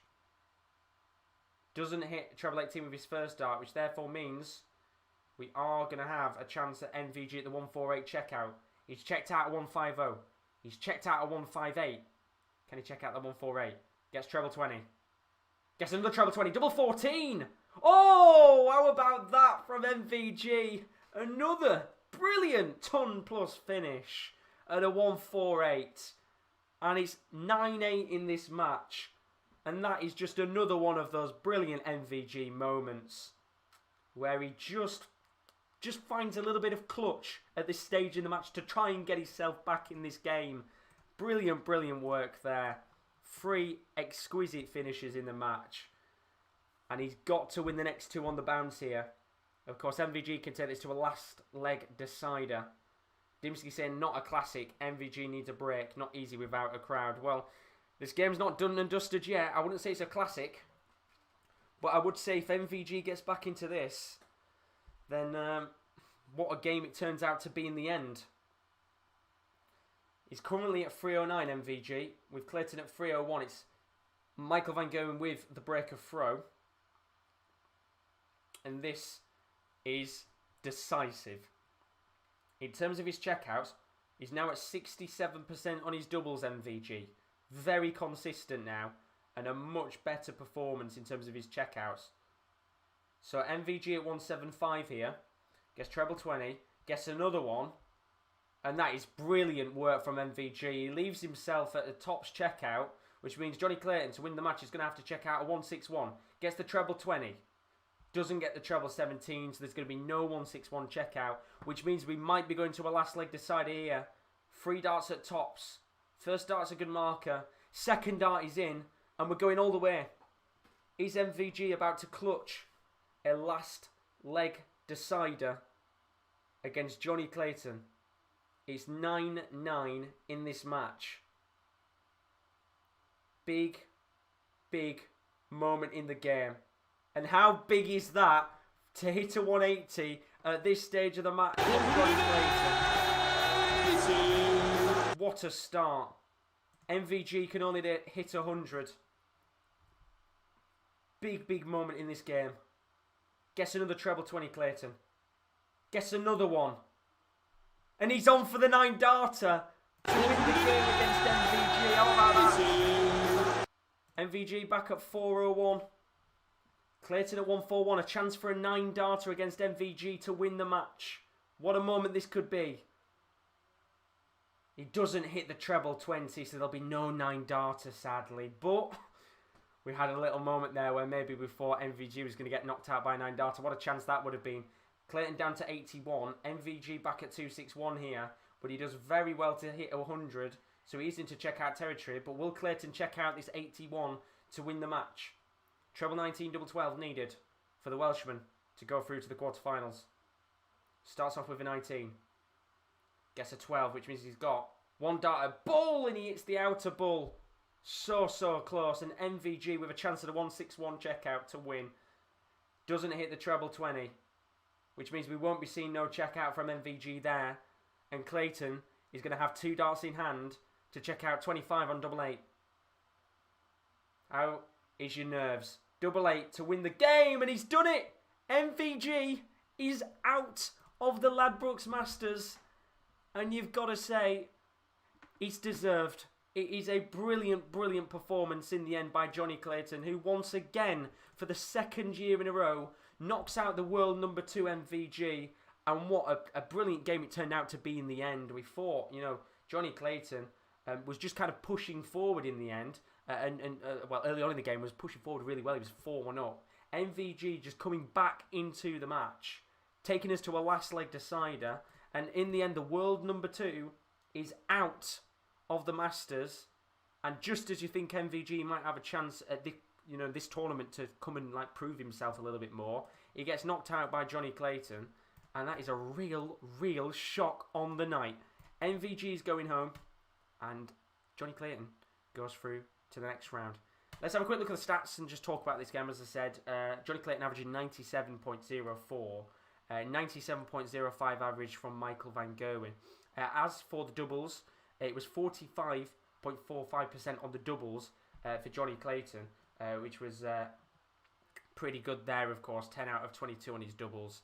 As for MVG, was 64.29% on his doubles, which is mad when you think about it. 9 out of 14 on his doubles, but it wasn't enough, as Johnny Clayton rattled in 7 180s. And how crucial was that? The 2 180s that he got at the end of the match to win the game. The perfect time in a match to potentially hit a 9-darter was right at the end of the game. And of course, by that point, it's too little too late for MVG to go and try and win this game. And he's out of the Ladbrokes Masters. Absolutely unbelievable performance in the end, and well done to Johnny Clayton for that. And overall, we can talk through all of the results from today's action. Of course, we had an afternoon session which took place at 12 o'clock for the second round, and we saw Rob Cross lose 10-5 to Milton Keynes in quite an interesting, controversial game. There was a lot of talk about Rob Cross, whether he stepped over the line on the hockey for one of his darts in the match. There was a lot of talking points in that one. But Milton Keynes went through in the end 10-5 on legs. James Wade with a comfortable 10-4 win over Chris Dobie. He went through to the next round. Good game for him. We went to a last leg decider between Nathan Aspinall and Mensur Suljovic. Aspinall coming out on top on that 10-9. We also went to a last leg decider with Chizzy and Suljovic. Dave Chisnell coming out on top with a 10-9 victory there. And then, of course, our evening session, Gary Anderson against Adrian Lewis started off the night. And Adrian Lewis hit the jackpot. Got himself a 10-8 win over Gary Anderson. A good performance in the end from Adrian Lewis. We saw Peter Wright in a good 10-8 win over Simon Whitlock. That game was a brilliant, brilliant one to watch. One of the best games of the night so far. Gerwyn Price in a very comfortable 10-3 victory over Joe Cullen. Really good game for the world number 1, of course. Looking to prove himself on the biggest stage, of course, as you would expect. And then our final game of the night. What a game it was in the end. Michael van Gerwen is out of the tournament. Johnny Clayton goes through with a 10-9 victory. Of course, it went all the way to a last leg decider. So this is how it looks in terms of the tournament bracket. Going into the quarterfinals tomorrow, Gerwyn Price will be facing Adrian Lewis. What a game that one's going to be. Of course, those two guys have got plenty of history in the past. Will that come up to potentially haunt one of those two guys when they play tomorrow afternoon? We will, of course, have to find out. Milton Keynes will be facing Nathan Aspinall. That game is going to be fairly interesting. 2 different playing styles. You've got the cool, calm, collective Milton Keynes against quite the enigmatic Nathan Aspinall. Johnny Clayton will now be coming up against James Wade, who thought that was going to be happening. What a big side of the bracket that is, because also Peter Wright will be coming up against Dave Chisnell in the quarterfinals. They all take place tomorrow afternoon, starting from 12 o'clock UK time. Now, unfortunately, we're not going to be streaming those live on the Sports Corner. We've got some other stuff going on in the background. But I will be back tomorrow night at 7:10 for the semi-finals and the finals on day 3 of the Ladbrokes Masters. You do not want to miss it. Live from 7:10. And then straight after that, if you are into your wrestling, Royal Rumble 2021, you can join both the Kierans and Rowan straight after the darts, live on the Sports Corner. And then if you're a football fan, 1st of February is transfer deadline day. The whole Sports Corner team is going to be live on the 1st of February on the channel. Well worth checking it out.